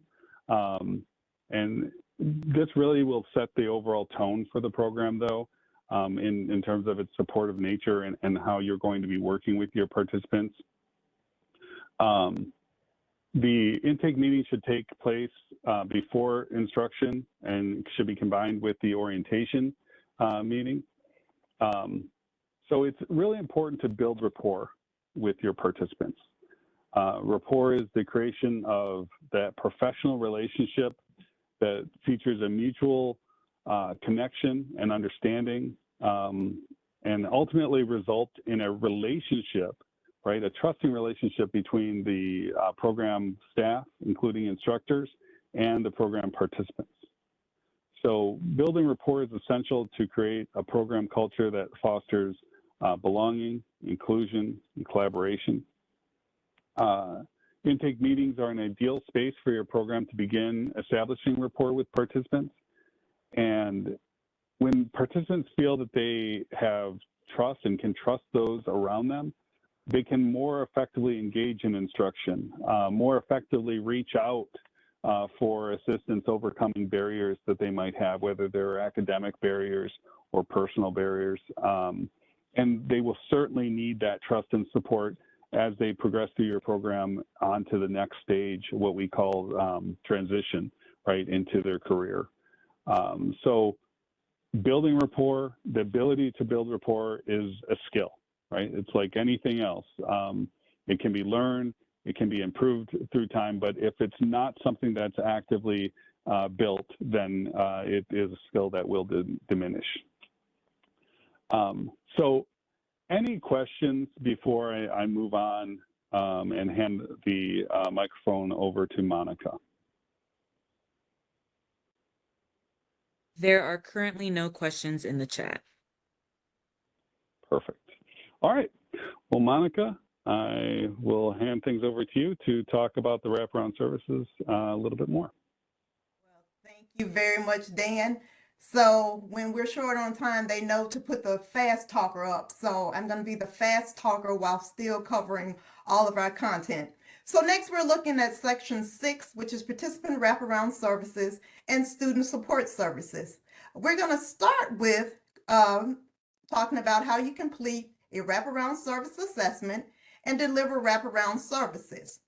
Next, we're going to talk about how you can provide additional support for participants with complex needs, and then how to comply with Illinois Works guidance for performance-based stipends. First, we're going to start with the wraparound services. Assessing participant needs for wraparound services is a critical part of the intake process.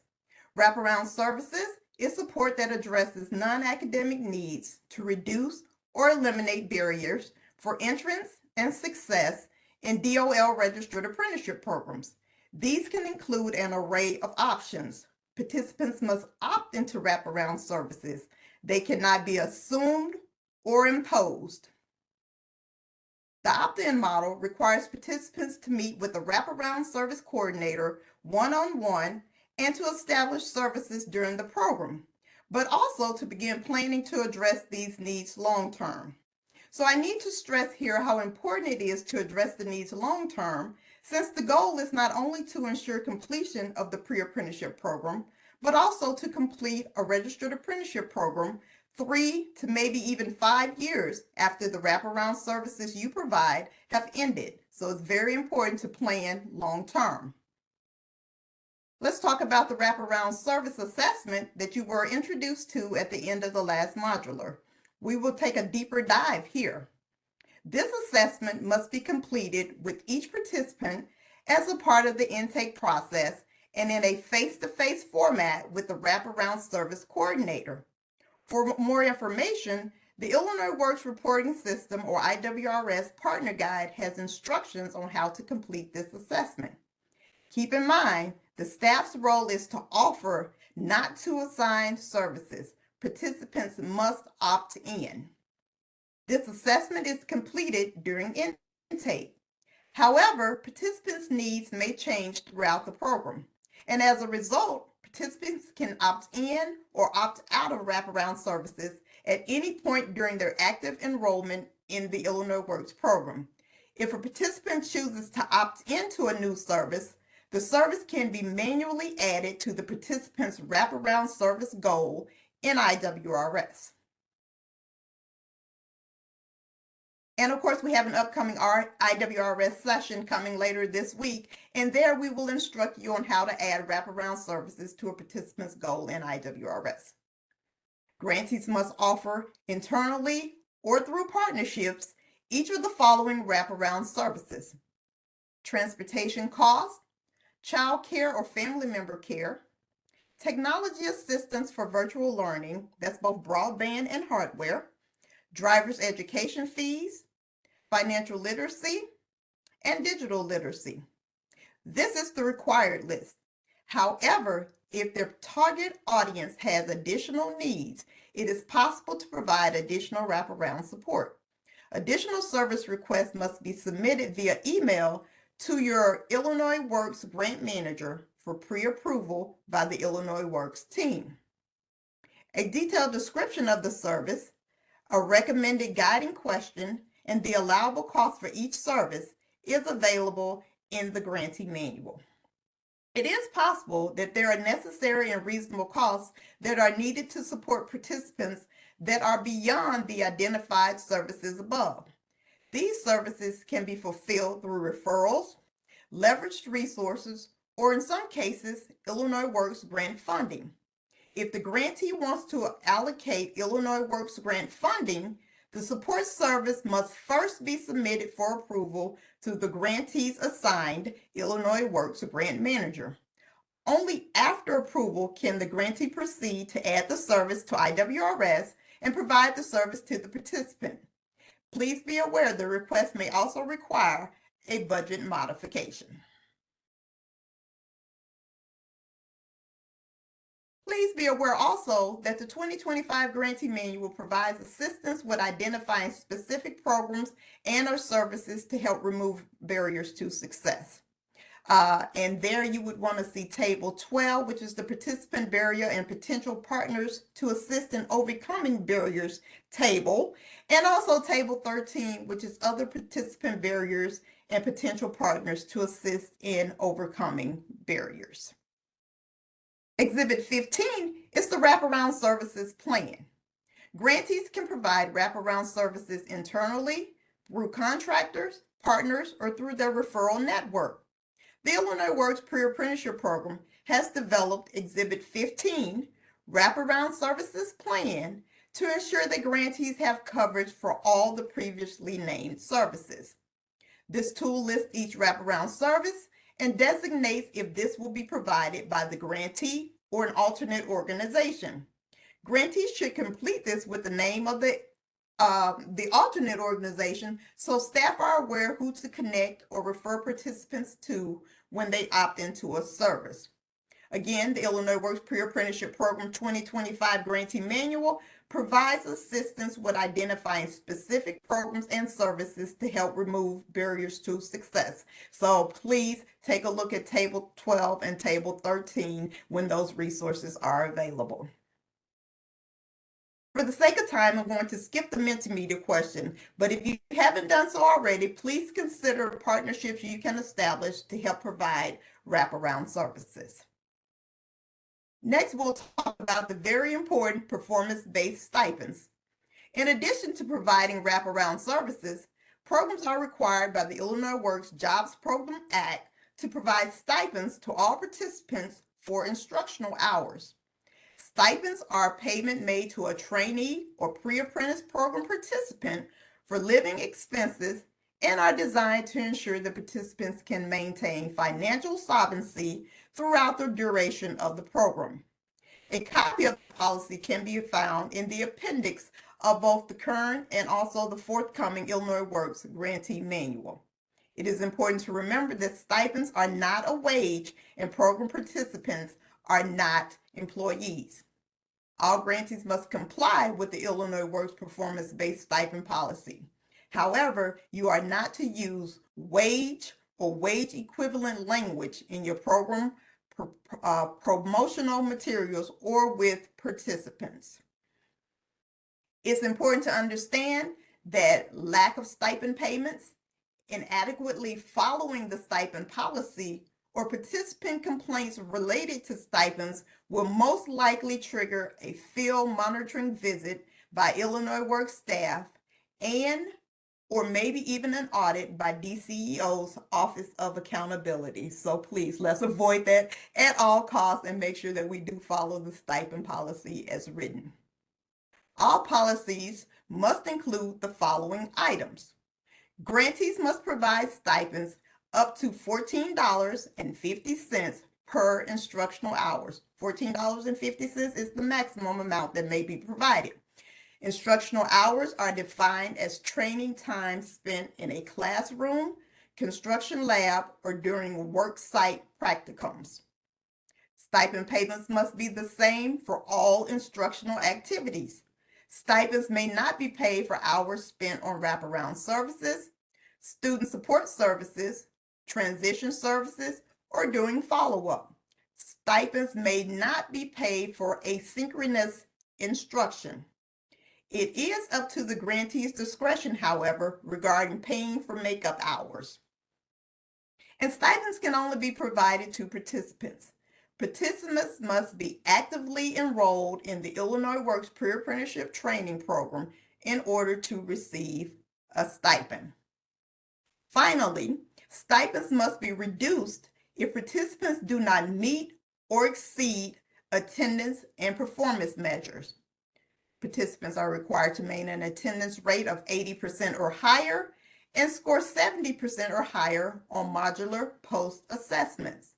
Not meeting these thresholds should result in a percentage-based reduction in stipends.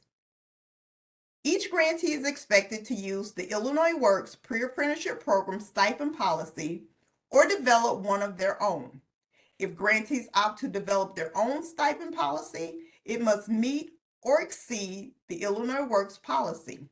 Keep in mind, if you choose to implement an alternate policy, It must be submitted to Illinois Works for pre-approval. And as we are all, the grant managers are meeting with all of our grantees, it would be an ideal time during your one-on-one meeting to present your alternate stipend policy if that's something that you would request to use.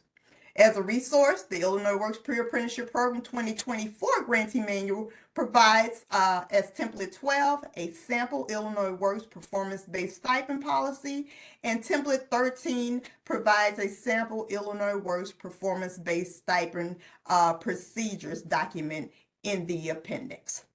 Olivia, are there any questions in the chat? Yes, we have two as of right now. Robert is asking, is there a draft agenda for the intake/orientation meeting? And states the agenda in the 2024 manual addresses the orientation agenda, but does not integrate intake as a part of the agenda.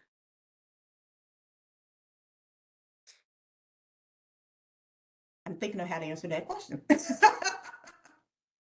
I believe the orientation agenda that's provided there is all we have available. However, that's simply a template. So if you'd like to make adjustments to it to discuss intake during your orientation, Robert, I think that would be perfectly appropriate. Great. And then our second question comes from Olivia, and she is asking, what are some examples of other wraparound services that have been approved? Okay, so the one example that I consistently use is we had a grantee last year who had a participant who was homeless and living in his car, and he stopped coming to class or was having a problem getting to class because he wasn't able to shower and clean up and wasn't comfortable attending class. So the grantee reached out to me. I happened to be the grant manager, and asked if they could provide a gym membership to this particular participant. And it goes without saying that ordinarily gym memberships are not included as a part of the Illinois Works incentive package. But in this particular instance, we were able to provide a gym membership for this particular person so that they would have the ability to shower and get cleaned up and maintain their dignity as they were a participant of our program. So just we are able to do some things that are not always included as a part of that required list, but the grantee made the right choice in asking for approval to do that before they did, and we were able to accommodate. Those were the two questions. Thank you so much. Okay. According to our schedule, we have a 5-minute break. Is that correct, or should I continue? Yes, Monica, we we're have a gonna- 5-minute break. Okay, everyone, we're having a 5-minute break, so that looks like, if I'm doing my math correctly, if you would return at 11:23, we would greatly appreciate it. Thank you.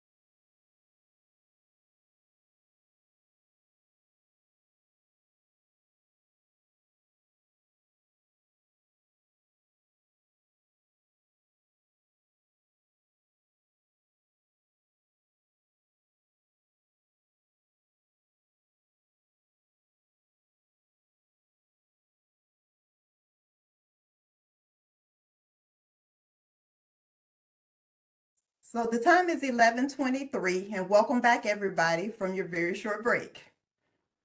Let's continue. So here, we'll talk about student support services. In this short section, we'll talk about how to provide student support services, how to track participants' attendance, academic performance, and respond to student alerts in the Illinois Works Reporting System, or IWRS.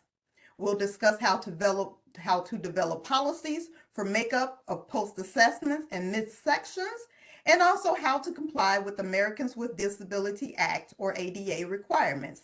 And as always, we discuss how to integrate diversity, inclusion, belonging, and equity, and the 6 core values into all elements of your program's wraparound and student support services.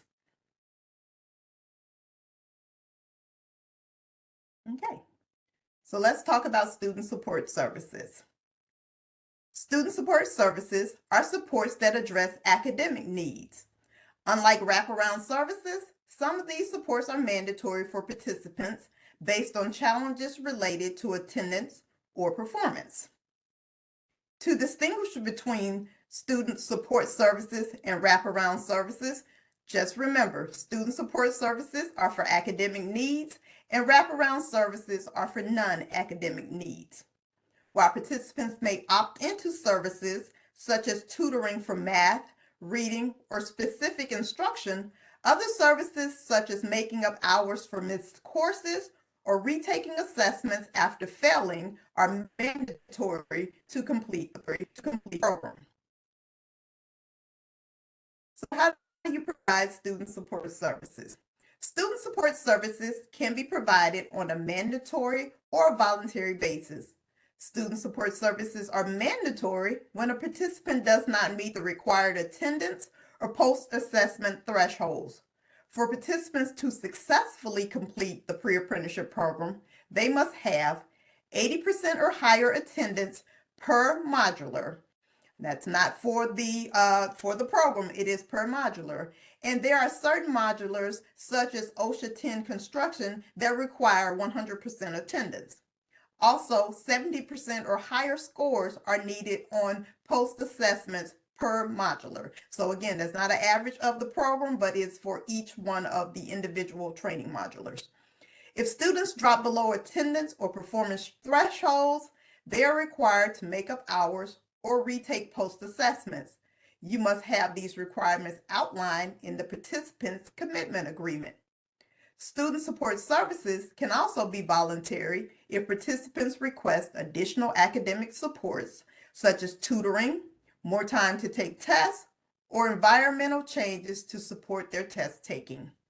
If any of these support services are needed either due to dropping below one of the thresholds above or voluntarily, the Student Support Service Coordinator must add the support service to the participant's IWRS profile.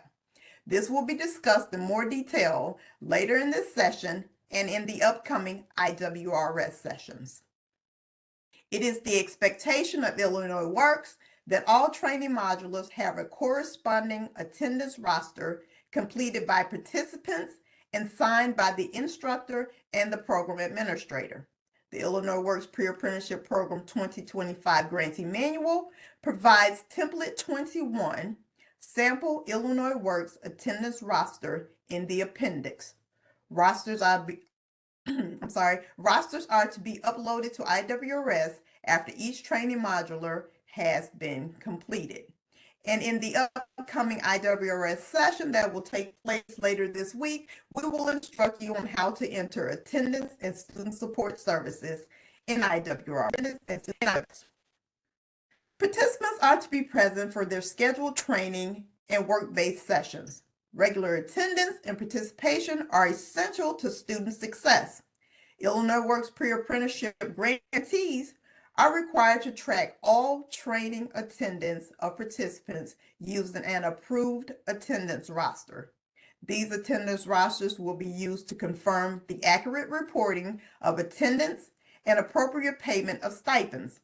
The rosters should be signed and dated by all instructors or trainers and staff responsible for IWRS reporting.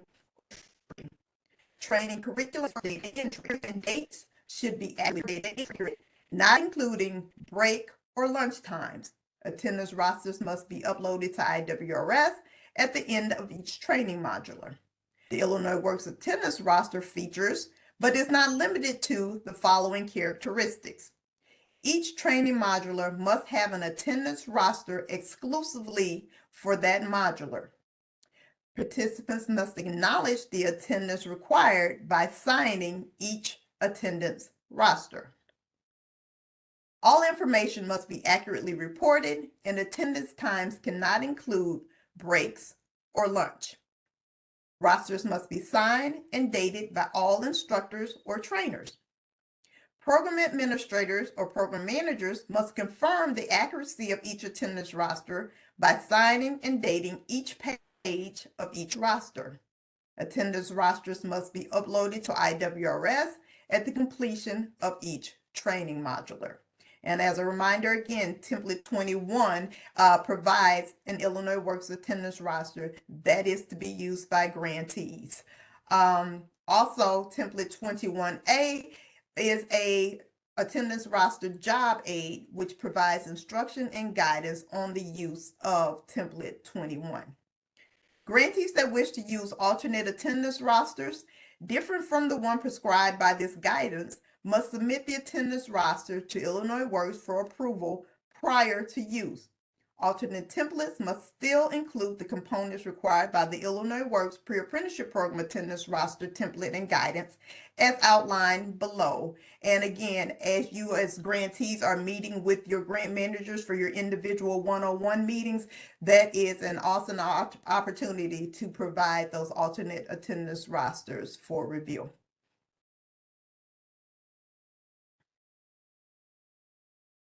All modulars except orientation must feature a scored post-assessment at the end of the modular to ensure that participants have successfully met learning objectives. Each post-assessment must have a score of 0 to 100%. Except for orientation, post-assessments cannot be pass-fail. Participant scores must be immediately recorded in IWRS to track student progress and to alert academic support staff of subpar performance. If a participant scores less than 70% on a post-assessment, the IWRS system will add a red flag to the participant's profile.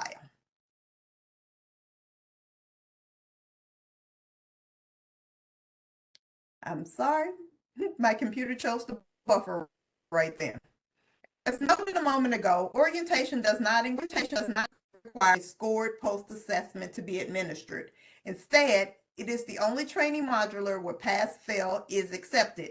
Participants should receive a 100% on their training modular in IWRS when they have completed the wraparound service assessment, orientation career assessment, and commitment agreement, and all of these documents have been uploaded to IWRS. And again, that information or more information about entering this information into IWRS will be provided to you in person later this week. So identifying and removing red flags. Student Support Service Coordinators are responsible for identifying the need for, coordinating, and ensuring the successful delivery of student support services. This staff has access to a robust IWRS dashboard and suite of reports that will allow them to easily identify participants with red flag alerts. These alerts are meant to signal that participants need additional assistance. If the participants' red flags are related to academic needs, such as excessive absences, missing or failing post-assessments, or struggling with key lessons, the SSSC, Student Support Service Coordinator, must add necessary support services to the participant's IWRS profile that the participant must complete to regain good standing in the program. These services must outline dates for makeup sessions or post-assessment retakes, referrals for tutoring services, or provide longer time periods for participants to retake post-assessments. Once delivered, these services should be marked as successfully completed in IWRS. And of course, as a grantee, you must have policies regarding makeup post-assessment and sessions. There are 2 samples available in the appendix of the grantee manual, and those will be templates 14 and 15, and they are titled Sample Extenuating Circumstances Policy for Makeup Post-Assessments and Sample Makeup Sessions and Post-Assessment Policy. In addition to matching the participant with necessary academic supports, student support services coordinators should partner with a wraparound service coordinator to address any barriers that are preventing the participant from successfully engaging in the program. And it's important to understand that red flags for attendance will be removed from a participant's profile when makeup session hours, bringing them at or above the 80% required attendance for the modular are entered in IWRS. Red flags for post-assessment scores will be removed when the participant scores higher than 70% on an exam retake and the new score is added to the corresponding training modular. So it's again very important that that information is uploaded to IWRS in a very timely manner. And as much as we love mentoring, we're going to skip the query. We're going to skip about partnerships that you may have established, but please consider, if you have not, that those partnerships do need to be developed. Are there any questions?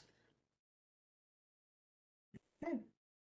Not seeing or hearing anything, we're going to keep going, and I'm going to pass the mic to Dr. Jeff Doolittle to finish us up today. So thank you, everybody, for your time. Hey, Monica, thank you so much, everyone. It's great to be with you this morning. As Monica mentioned, I'm going to be closing out our session today and focusing on the last 2 sections. I'm going to take approximately about 15 extra minutes just so you can plan your day, just to complete the training that we have here in front of us.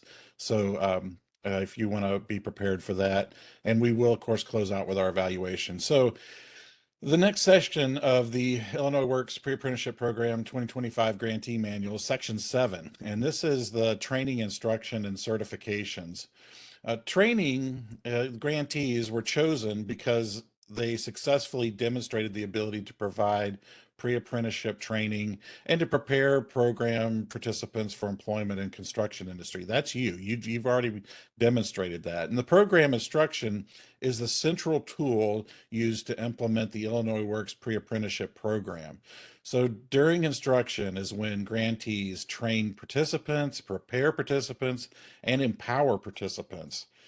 So why training? Training is a process that aims to increase knowledge, develop skills, impact attitudes, and influence behaviors in individuals to accomplish specific jobs or tasks or goals. Training is often focused on business needs and driven by time-critical business skills and knowledge. The goal of training is to impact and improve performance. And this is an important distinction from teaching, which teaching focuses on dissemination of knowledge or acquisition and learning. The distinction can be summarized as theory, education, information versus skill building, performance, and practical application. Experiential training, your program is expected to offer experiential training, also known as development by doing. In fact, most adults enjoy learning by doing. There's several approaches or modalities that leverage experiential training. Some examples include work-based learning, small group lab work, on-the-job training, or practicums. And we're going to take a deeper dive regarding experiential training and learning modalities and instructional strategies during the developing and implementing pre-apprenticeship curriculum and instruction session, which is going to take place later this year. So experiential training typically occurs in and at the following: a construction laboratory, which is a facility provides a controlled condition in which participants can practice and interact with equipment and learn tasks and skills. And then there's job sites. It's a location or area where construction work is taking place, and job sites are not controlled like instructional laboratories. So it's important that programs stay in scope. The overarching focus of the Illinois Works Pre-Apprenticeship Program is to find programs that target underrepresented populations and successfully transition participants into DOL registered apprenticeship programs that are in the construction and building trades. Illinois Works pre-apprenticeship funds should be used within the scope then of this goal. So pre-apprenticeship curriculums must be a minimum of 183 hours of instruction and should not exceed 300 hours of instruction unless it's approved by Illinois Works. Learners that participant programs completion is connected to the number of hours they determine is necessary to the program. So, completion is tied to the necessary hours of your program. Some required instruction. Instruction must include Illinois Works pre-apprenticeship program orientation. It's 4 hours. So the time set aside is 4 hours for that. Introduction to construction and the trades, which is required. Construction math, which is 40 hours. And note in NCCER, that's one of our approved curriculums, the NCCER. If you're using that, the Introduction to Construction Math offers 10 hours of instruction. If you notice here, Illinois Works pre-apprenticeship program, the minimum standard is 40 hours. So therefore, you need to close the 30 hours of supplemental math instruction to meet the Illinois Works pre-apprenticeship minimum standards. So Illinois Works pre-apprenticeship program recommends that grantees use the following NCCER supplemental mathematics course. It's called Applied Mathematics, ISBN 13, and the 978 number is included into the manual. So Illinois Works pre-apprenticeship program certifications are required. The Trades Future, MC3, NCCER, ICCB, or other construction curriculums are approved by Illinois Works pre-apprenticeship program. That's one certification. The other is OSHA 10 construction, and then first aid CPR. Other nationally recognized certifications, if needed, can be included soft skills based in the Illinois Works, Illinois Employability Skill Framework, which accounts for 32 to 40 hours, as well as this year, new is harassment prevention, 4 hours, which we had to train the trainer on earlier this year, and then diversity, inclusion, and construction, which is also 4 hours. Test taking skills makes up another 4 hours. Work-based learning and job site learning is 10 to 50 hours. And we have 10 to 50 hours. Your 183 hours may not include wraparound services, student support services, transition services, follow-up services. Instructional hours also do not include complementary education, but like a GED course, ACT preparatory training, or college fairs. These are all what we'd say are out of scope. We want to ensure that in scope and out of scope is really clear to you. So if you have questions, these are things you want to make sure you get clarity on and get answers to, and to make sure that you can understand what qualifies and what doesn't qualify as part of your 183 instructional hours. Orientation, I know we've talked about that just a little bit already, is a requirement for all participants and should be facilitated on the first day of instruction. The goals of Illinois Works pre-apprenticeship orientation are to welcome participants, communicate expectations and requirements, and acclimate them to the grantee's pre-apprenticeship program. It's really your first chance, right, to set expectations and make that first impression.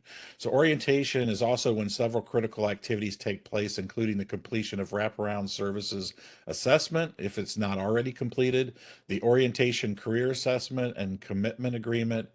It's also important that programs develop an orientation agenda, and that allocates the enough time to cover the required topics. The agenda should be communicated to participants beforehand and create interest to set the expectations that attending the orientation is a requirement, not an option. Orientation should be facilitated by a team member who will be working with the participants on a daily or near daily basis. And also, as noted in our previous discussion of post-assessment requirements, orientation is considered a training service, meaning stipends can be paid for these hours. As orientation is considered a training service, grantees will need to provide a post-assessment score in the IWRS, and this module is the only one that is considered pass-fail. only one pass-fail. Participants will receive 100% as long as the wraparound service assessment, orientation career assessment, and commitment agreement are completed and entered and uploaded accurately into IWRS. I want to explain too that the Illinois Works Pre-Apprenticeship Program 2025 Grantee Manual is providing a template. If you're keeping note of these, it's going to be template 16, the Illinois Works Orientation Sample Agenda. During the orientation process, each participant completes an orientation career assessment.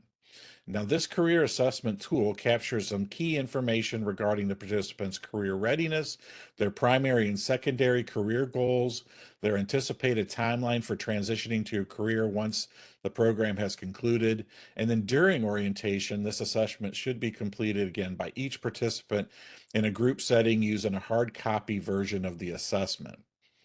There is a copy, Exhibit 5 in the Career Assessment Orientation in the 2025 Grantee Manual when you get that.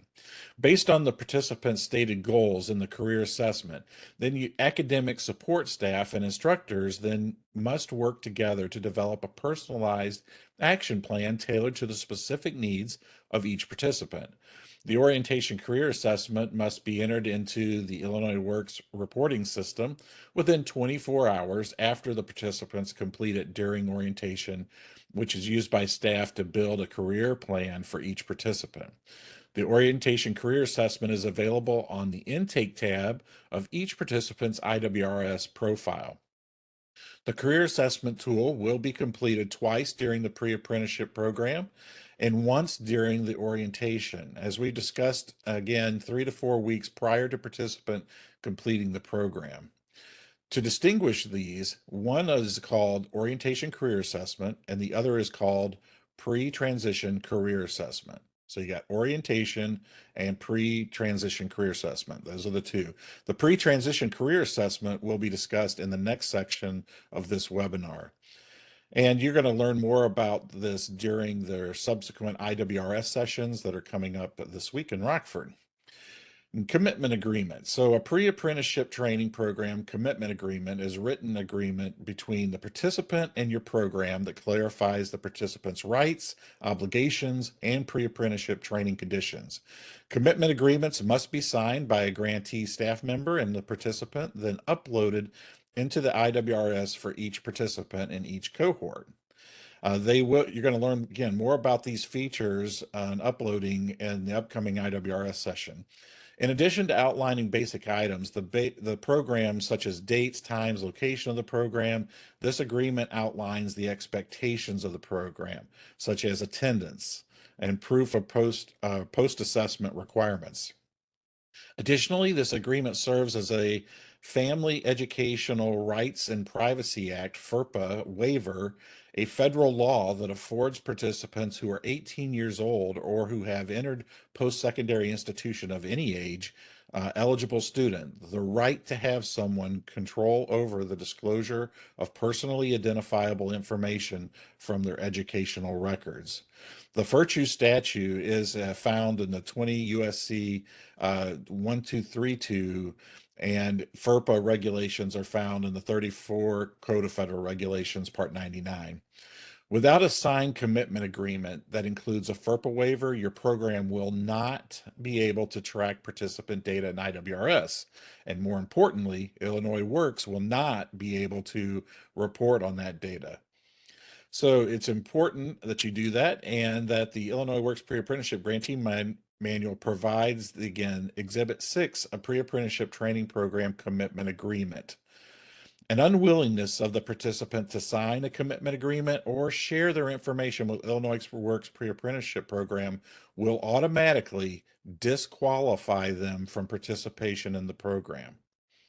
So that in an upcoming session, we're going to be talking about IWRS and how you get these uploaded into the system.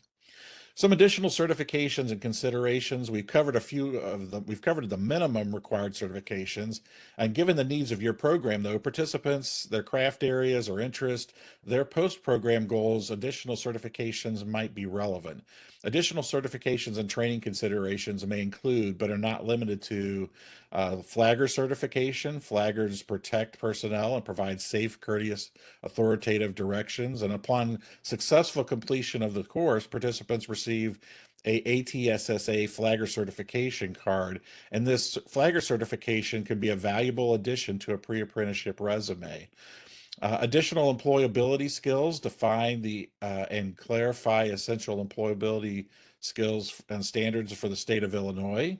That comprises 4 primary skills: personal ethics, ethics, teamwork, and communication, each with a subset of behavioral actions.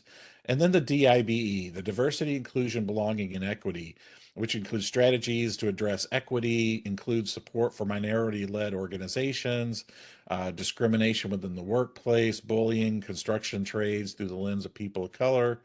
And again, I want to explain that in the 2025 Grantee Manual provides the recommendations, these recommendations in table 14 called employability skills. Okay. Curriculum approval. Your program must submit your pre-apprenticeship curriculum for approval prior to implementation. The Illinois Works Pre-Apprenticeship Program curriculum approval process has 2 components: the submission of Exhibit 10, which is the final curriculum form, and the entry of the approved curriculum into the Illinois Works Reporting System, IWRS. The final curriculum form is generated by the Illinois Works Pre-Apprenticeship Program based on the curriculum submitted to the Illinois Works Pre-Apprenticeship Program during the grant application process.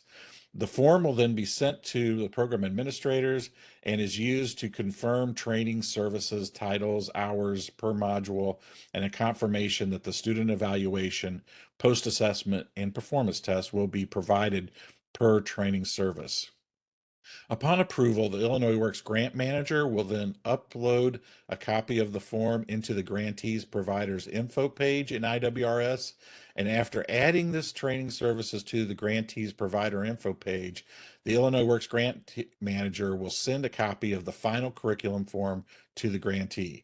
Can't stress the importance enough of the following following these approved curriculums, including but not limited to the fact that the total hours of required instruction are part of your grant agreement via your budget and therefore cannot be changed without grant modifications.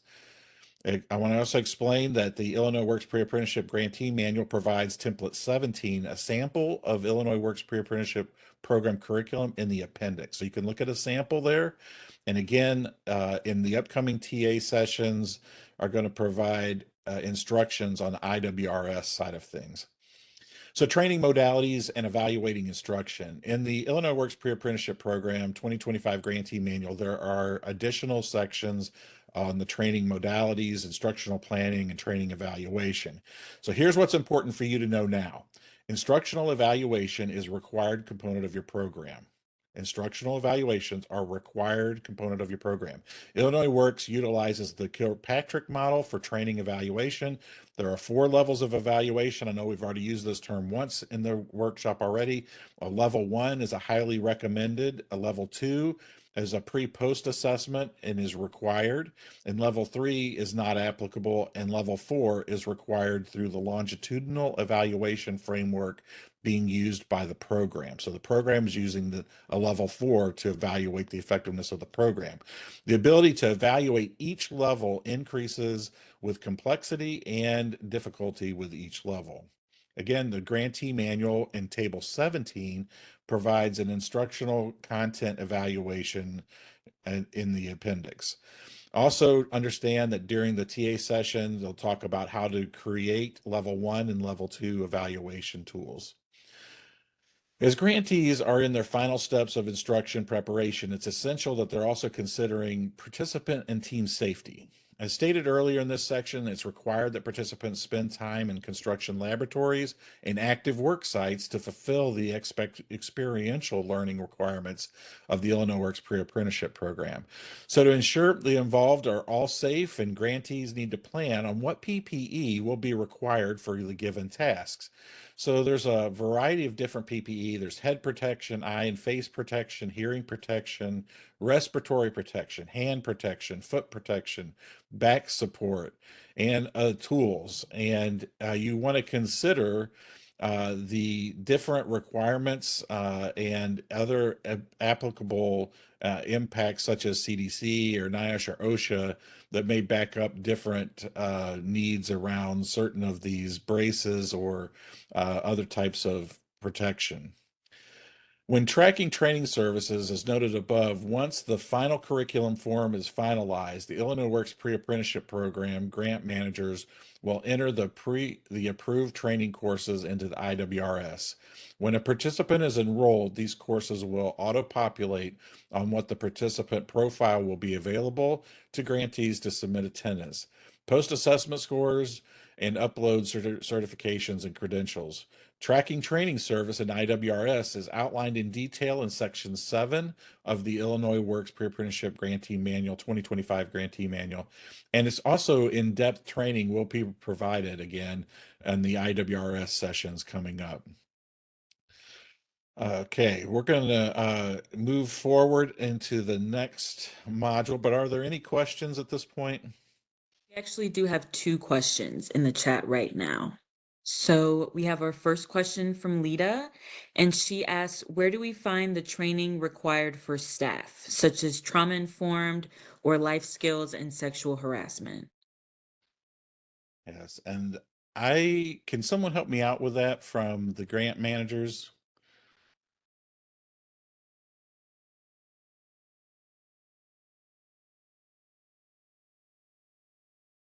Monica or Dan or Gia, if you have that. I'm just reading the question really quick again. Were you able to find out diversity, inclusion, and enrollment was included in something curriculum? We are actually reading Lita's question. It's right above Amy's question. Okay. On the Yeah.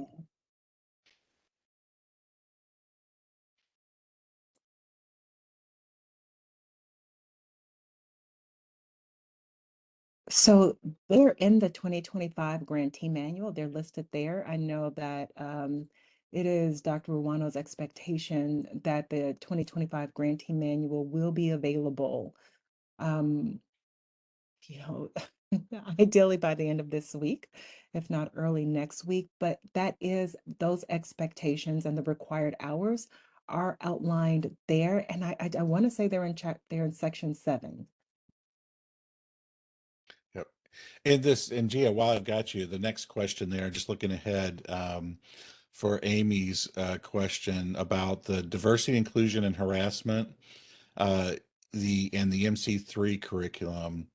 I know sometimes they include modules on diversity, inclusion, and harassment. Are those acceptable for the new requirements on the sexual harassment and diversity? So that's I'm going to actually check the current version of the 2025 grantee manual. So let me take a look, and then when I find an answer, I'll drop the response in the chat. Thank you, Gia. Thanks. Olivia, were there any other questions? Those were the only 2 that we have in the chat right now. Great. All right. Thank you. Let's keep moving and we'll come back to those as well. All right. Section 8, program completion, transition services, and follow-up. This is the next session of the grantee manual is section 8. It's the program completion, transition services, and follow-up. All stages of the pre-apprenticeship life cycle are essential, of course, to participant success. However, program completion, transition services, and follow-up are the stages of your program that allow you to start measuring your impact. All right. So program completion refers to the conclusion of instructional training and the beginning of transitional services. For most participants, program completion will mark the end of their instruction training and the beginning of then the transition to a registered apprenticeship program. At this point in the program, there are four statuses available for participants. Successful completion, which is IWRS complete or complete and in transition, occurs when the participant has met all of the program requirements. Some may refer to this as graduating from the program, and this marks participants' completion of a classroom, construction lab, worksite training, and recognizes their attainment of the required certifications and a construction curriculum approved by the Illinois Works Pre-Apprenticeship Program. While not required, some grantees opt to host celebratory ceremonies. I know I've seen some from Lewis University posted out there, working with them last year. Or in some may even offer additional certificates of completion. The Illinois Works Pre-Apprenticeship Program will issue an official certificate and graduate cards to verified completers. So grantees must keep copies of those on file when received from Illinois Works Pre-Apprenticeship Program and give the originals to the graduates. Graduates then carry those cards and present them to their employers when asked for graduate ID. Now, this is important for the contractor's compliance with the Illinois Works apprenticeship requirements and for claiming the Illinois Works bid credits for hiring and retaining graduates. Now, official Illinois Works graduation certificates can only be issued by the Office of Illinois Works after grant manager verifies the program requirements have been met. Again, official Illinois Works graduation certificates can only be issued by the Office of Illinois Works. If the graduation occurs before receiving the official certificates, the grantee may issue maybe a participation certificate, but they cannot include the wording Illinois Works Pre-Apprenticeship Program, DCEO, or the DCEO logo. And they cannot include, and they should include in a disclaimer that participation in a certificate is not an official graduate certificate. So if you graduate early, that's how it could be handled. A participant is also considered to be complete if the Illinois Works Pre-Apprenticeship Program, if a grantee submits a completion appeal on behalf of the participant and the appeal is approved. Unsuccessful completion, IWRS incomplete. Some participants may be present throughout the program, but are then unable to graduate because they may be additional services and tasks and makeup or sessions that they must complete or satisfy the graduation requirements. The Student Support Services Coordinator must create an action plan for successful completion for each participant. It is possible to include the participant in the next cohort. The program staff should continue engagement with the participant to ensure they can return successfully and complete the program. Participants should complete these requirements within 1 calendar year from the initial program completion. Again, this is for unsuccessful completion. Then withdrawal of IWRS incomplete. Some participants may choose to withdraw from the program. Before the participant withdrawal is finalized, the Student Support Services Coordinator needs to meet with the participant one-to-one to determine if there are any wraparound or support services that could be offered to keep the participant from withdrawing. In some circumstances, additional support may help the participant change their decision to withdraw. However, that is not always the case, and grantees should seek to maintain a positive relationship with the participant, regardless of the participant's final decision. If they still choose to withdraw, you want to conduct an exit interview using the exit interview questionnaire. This is an opportunity to gain an evaluation of the program overall, any key components, seek participant feedback, and then you can ask the participant if follow-up contacts would be welcome. There may be a future opportunity then to re-engage them. The exit interview questionnaire, Exhibit 1, should be completed manually and saved in the participant's file. Again, this is going to be in the grantee manual. A hard copy of the questionnaire is available in the appendix of the manual section of the Illinois Works Part and of the Illinois Works Partner Guide. Dismissal, the IWRS incomplete. This occurs when the participants fail to comply with the terms of the commitment agreement and violate the program policies. You must maintain a dismissal policy that outlines the standard procedure for how and when and why participants can be dismissed. And once participants are dismissed, if all services from the Illinois Works Pre-Apprenticeship Program must be terminated through IWRS. A copy of the dismissal letter must be saved in the participant's file and then uploaded to IWRS. Again, program completion refers to the conclusion of instructional training and the beginning of transition services. For the purpose of compliance, any participant who is considered unsuccessful completion, withdrawal, or dismissals statutes are viewed as incomplete and are referred to as incomplete in IWRS. So let's progress to the next phase of the pre-apprenticeship life cycle, transition services. In keeping with the Illinois Works pre-apprenticeship program's focus on continuous improvement, both the grantee and network level, all pre-apprenticeship participants who remain engaged in the program through the end of instruction will be asked to provide feedback on their program experience through a participant satisfaction survey. Now, this survey is a requirement. Okay, it's not optional. And grantees need to ensure that all their participants take it. So again, that's the Participant Satisfaction Survey. The Participant Satisfaction Survey was developed by the Illinois Works Pre-Apprenticeship Program in partnership with the Center for Governmental Studies at Northern Illinois University and is an integral part of the program evaluation process. Grantees must ensure that 75% of their graduates in each cohort complete the survey. To increase the response rate, it's expected grantees schedule a session focused on completing the survey before the participants complete training and certainly before they graduate. So that's your good practice. You want to complete it before the training and certainly before they graduate. Transition services are a series of career readiness activities that serve as a final step for participants before progressing to a registered apprenticeship program and employment. Transition services are led by a transition services coordinator, the TSC, and the TSC is accountable for the follow-up services for all graduates of the program. While most transition services will be provided at the end of each participant cohort, the TSC should be building and strengthening transition relationships throughout the program year. In fact, the TSC must start engaging participants starting in the program's orientation day.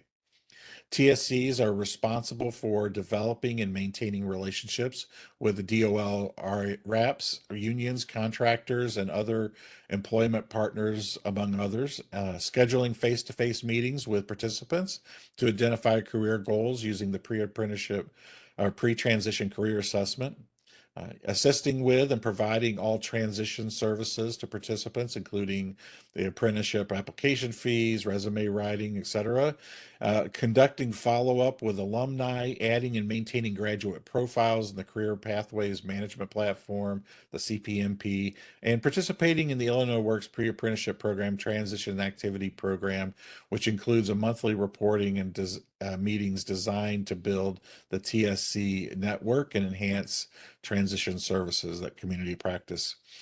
So grantees receiving over $350,000 are required to have a full-time transition services coordinator. So that's those receiving over $350,000. Grantees under $350,000 are required to have at least a half-time transition services coordinator. More information about the TSC staff is available in Section 3 of the 2025 Grantee Manual, and the above requirement will be enforced by the Illinois Works Pre-Apprenticeship Program grant managers throughout the program year. So making sure that you have the right, full-time or part-time half-time role based on the size of your grant. That's what's going to be enforced by the grant managers and their participation. The Transition Services Coordinator provides transition services which are guided by a transition plan and developed in partnership with participants and based on the information collected from the orientation career assessment. While the transition services are most active and culminate toward the end of the life cycle, transition coordinators should start working on the transition services at the very beginning in the orientation career assessment. Now, think about it like an airline preparing for customers to arrive and board. It's up to the customer to buy the ticket and the airport to get ready, right, and get to the terminal. It's the airline's the responsibility to have the plane ready and waiting. So, the first step of the final phase in the transition process is to conduct a pre-transition career assessment. This finalizes the participant's transition plan, which includes facilitating job readiness sessions, resume building, interview preparation, among others. It outlines the trades of interest of the participants, job readiness needs. The plan is then created in the IWRS, and this plan also assists transition staff as they help participants move from pre-apprentice trainees to full apprentices. 3 to 4 weeks prior to the end of training, we get to the pre-transition career assessment, and it needs to be completed again 3 to 4 weeks prior to completing the end of training. The transition services coordinator is expected to meet one-to-one with each participant to complete this career assessment. This assessment will mirror the one completed in orientation, but unlike the original assessment, which was used to guide training, the goal of this assessment is to help build a transition plan. The assessment will be completed directly in IWRS on the intake referral screen during one-to-one meeting with the participant. On your screen is an image of the career assessment, and at the top of the assessment, grantees will designate if this is the orientation pre-transition career assessment. And based on the current discussion, this image is set up as a pre-transition career assessment, but the orientation career assessment will have an identical set of questions. Again, what's on the screen, shown on screen, is included in that pre-transition career assessment. Transition services should be added to the participant profiles in the IWRS and may include, but not limited to, things like alumni networking, mentorship, providing career information, job application assistance, even community college applications, etc.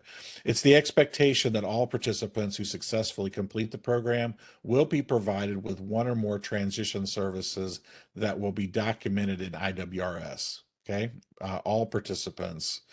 And more information about these services, guiding questions, and allowable costs will be available in the 2025 Grantee Manual. Again, all graduates are required to receive at least one transition service, which must be documented in IWRS. So I'd like to highlight the Career Pathways Management Platform, or CPMP now. The CPMP facilitates job matching by tracing professional qualification and trajectory of the Illinois Works Pre-Apprenticeship Program graduates and being the place for the contractors to seek graduates of Illinois Works Pre-Apprenticeship Program. It is a platform where jobs with employers who are interested in Illinois Works Pre-Apprenticeship Program graduates are advertised. It enables fast and accurate matching and communication, and enables graduates to apply for the right jobs for them. The system is only as good as the data, and that's why it's important that we keep graduate information current. Illinois Works will provide training on the Career Pathways Management Platform later on in this grant year. To see the professional development schedule and register for the training, you go out to the Illinois Works Partner Guide, and this link to the Partner Guide is available to you in the chat. The Illinois Works Bid Credit Program is the third key program in the Illinois Works model. This program provides incentives to contractors to hire and retain Illinois Works Pre-Apprenticeship Program graduates while they complete their DOL RAP. The Bid Credit Program is a unique benefit provided to Illinois Works Pre-Apprenticeship Program graduates, making them more competitive in the market. Grantees can discuss the Bid Credit Program with transition partners, especially contractors, as a benefit of graduates can bring to their companies. To be bid credit eligible, a participant must successfully complete the Illinois Works Pre-Apprenticeship Program. This means that all Illinois Works Pre-Apprenticeship approved and required certificates must be entered. The participant must have attended 80% plus of all modules and earn 70% plus on all module post assessments. Successful completion must be verified by the Office of Illinois Works, and then upon successful completion of the Illinois Works Pre-Apprenticeship Program, participants will receive their Illinois Works Pre-Apprenticeship certification and card to provide the potential employer as evidence of their bid eligibility. Now, information on how grantees will communicate about the Illinois Works Bid Credit Program to transition partners and participants is available in the 2025 Grantee Manual. Transition staff have a significant influence on helping programs achieve primary outcomes. And by the end of the contract period, your program is expected to meet the following deliverables as outlined in your grantee agreement. You need to have at least 85% of all enrolled participants must successfully complete the program, which includes the securing of certifications. At least 70% of all participants must transition to a DOL registered apprenticeship. All outcome measures are based on your program's contract, specific to participant metrics. Once participation and transition to reps, or in some cases, secondary transition goals, the transition coordinator will also be responsible for conducting participant follow-up. So let's move on to the next section and discuss follow-up. Follow-up, this is the final step of the pre-apprenticeship life cycle and is follow-up in all programs are required to conduct follow-up activities for 1 year after the participant exits the program. This step provides you with the opportunity to build a robust alumni network, to maintain connections with participants, and more importantly, to collect outcome and employment data. Additionally, the Illinois Works Network can begin to build data-driven practices based on long-term data collection. So program follow-up is an essential part of the Illinois Works Pre-Apprenticeship Program, and there are many different ways to stay in touch with program graduates, from surveys to emails to visits. You want to get creative.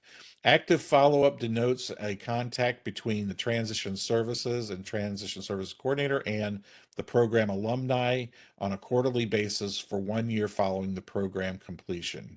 A follow-up is contact between transition staff and program alumni on a quarterly basis for 1 year. The follow-up questions are guided by whether the alumni is pursuing a registered apprenticeship program or not. Now, the first year is when apprentices may be most vulnerable to dropping out of an apprenticeship program. So during each of the follow-up contacts, the TSC must complete a follow-up questionnaire, which is available electronically in IWRS. And again, that'll be covered in the upcoming IWRS sessions. And then beyond the first year, the Illinois Works will utilize data matching in its career services team to track participants long-term for up to 10 years after they exit the program. So beyond the first year of active tracking, Illinois Works will utilize data matching to track employment outcomes. Long-term follow-up is also when the Illinois Works Career Services team becomes involved with graduates. The Illinois Works Career Services team is designed to help maintain connections with graduates for the purposes of helping with career future transitions and to collect long-term data. So this data was part of a longitudinal study that'll track participants up to 10 years after leaving the Illinois Works program to determine the effectiveness of pre-apprenticeship programs and the grantee's impact on individual communities and the economy. It's just really fascinating. This follow-up services serve two main functions. Follow-up services are used for reporting and tracking program participant data. So Illinois Works follow-up processes in non-traditional will be part of a longitudinal study on how to measure goals for participant outcomes. Maintaining contact with cohort participants, again, is crucial for this longitudinal study. Therefore, follow-up staff members must have skills that enhance participants' desire to participate, reflect on the importance of the study, and demonstrate enthusiasm and commitment to the study. You guys play a key part in encouraging, creating that motivation for them to stay connected. And there's more information about this longitudinal study in section 12 of the Grantee Manual. Follow-up services and activities after apprenticeship and employment placement facilitate even further development and boost retention. These follow-up services are essential and integral part of a comprehensive long-term goal to simultaneously promote participants' economic independence and economic development in the state of Illinois. Active follow-up services include, but are not limited to, referral resources. Again, the participant is referred to services offered by programs they graduated from or community programs to assist their needs, tracking progress in the apprenticeship program or on the job. And this is the process which staff track participants' progress as a new apprentice on the job and identify any additional follow-up that may be required or beneficial for the participant. Apprenticeship and work-related peer support groups. These are groups activity guided by follow-up staff members where participants meet to solve issues related to construction and apprenticeship situations, on the job situations. And then the last, assistance with apprenticeship and work-related problems. This is working with participants and the apprenticeship sponsor employer then to resolve problems and to assist the participant in successfully addressing them. The ATS is an online database that connects the Illinois Works pre-apprenticeship graduates with contractors delivering state capital projects. The database is only good as the information, and graduate transitions into RIPs and employment. Participant profiles must be updated on at least a quarterly basis while actively tracking questionnaires as completed. All right, so I'm going to pause here and answer any questions that you may have. Anything come up, Olivia? There are no questions in the chat as of right now, but I did want to highlight that in answer that Gia gave for Amy's question regarding MC3, Gia put in the chat that the use of MC3 diversity and harassment content for fulfill the Illinois Works curriculum requirement is still under advisement. Guidance will be released as soon as there is a determination. Other than that point, there are still no questions in the chat. Thanks, Olivia, and thanks, Gia, for tracking that down. If you have comments, or feedback, or questions after this training, you can obviously email us at CEO Illinois ILW Grant Management at illinois.gov. Also, we want to hear from you now. We're going to do a Mentimeter with you and collect some feedback on this session and get your input here. So if you haven't already, make sure you have your multimedia viewer open and you'll be able to answer your questions right into that field. Otherwise, you can join through another device just like you've been doing, and we'll collect your feedback that way. Again, thank you to all the presenters today and the information and for your involvement as well.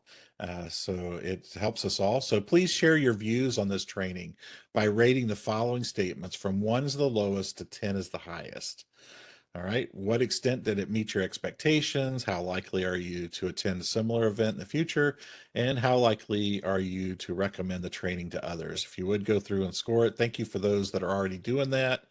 Give you just a minute here. I know we're shifting gears and into the evaluation. We want to hear from everybody. This is important to us.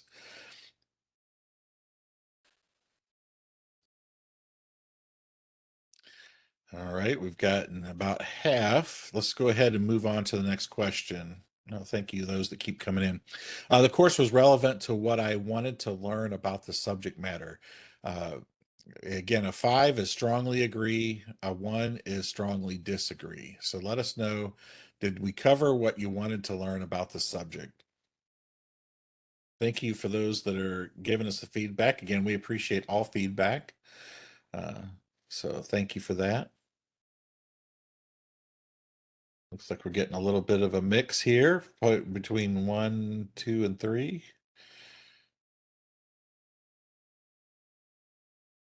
Thank you for those that keep coming in. This is great. Appreciate it. All right, let's move on to the next question. I plan to apply what I learned. 5 is strongly agree. 1, I strongly disagree.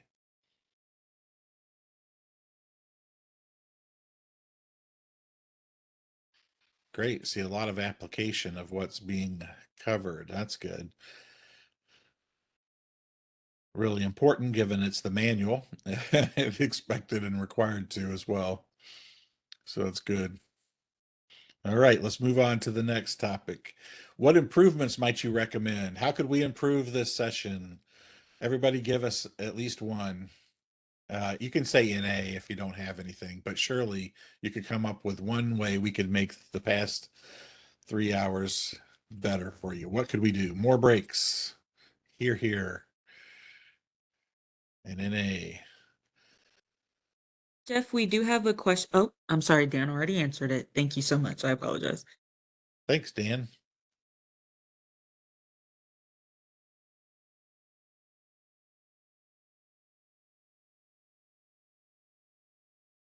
All right, breaks are always good. No one said donuts. I can't believe it. Come on. Provide manual prior to the training. Yes. So questions be answered in advance. Great feedback. Thank you. New pictures. Absolutely. Thank you for that. I appreciate that. I agree. I like visuals too. All right, let's move on to the next question. What did you find effective? And if we make changes, what would you recommend we keep? What about this session really stood out to you was effective, that you would want to make sure that we keep?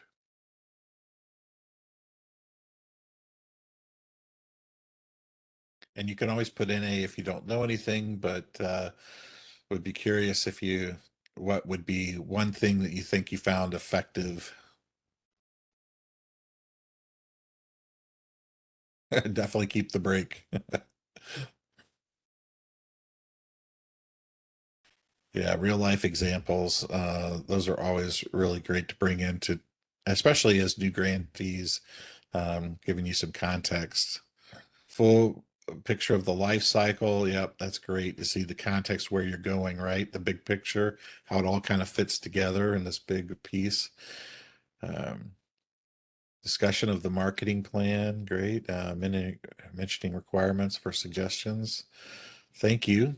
Thank you for these feedback, for these questions, for the comments you have here. And let's move on to the last question. Is there anything else about this course you think we should know? And this is your last chance, right, to add anything to this that you would feel is appropriate. Let us know what that would be. Anything that you hadn't shared already, something that you want to share with us now. This would be a great place to put that in.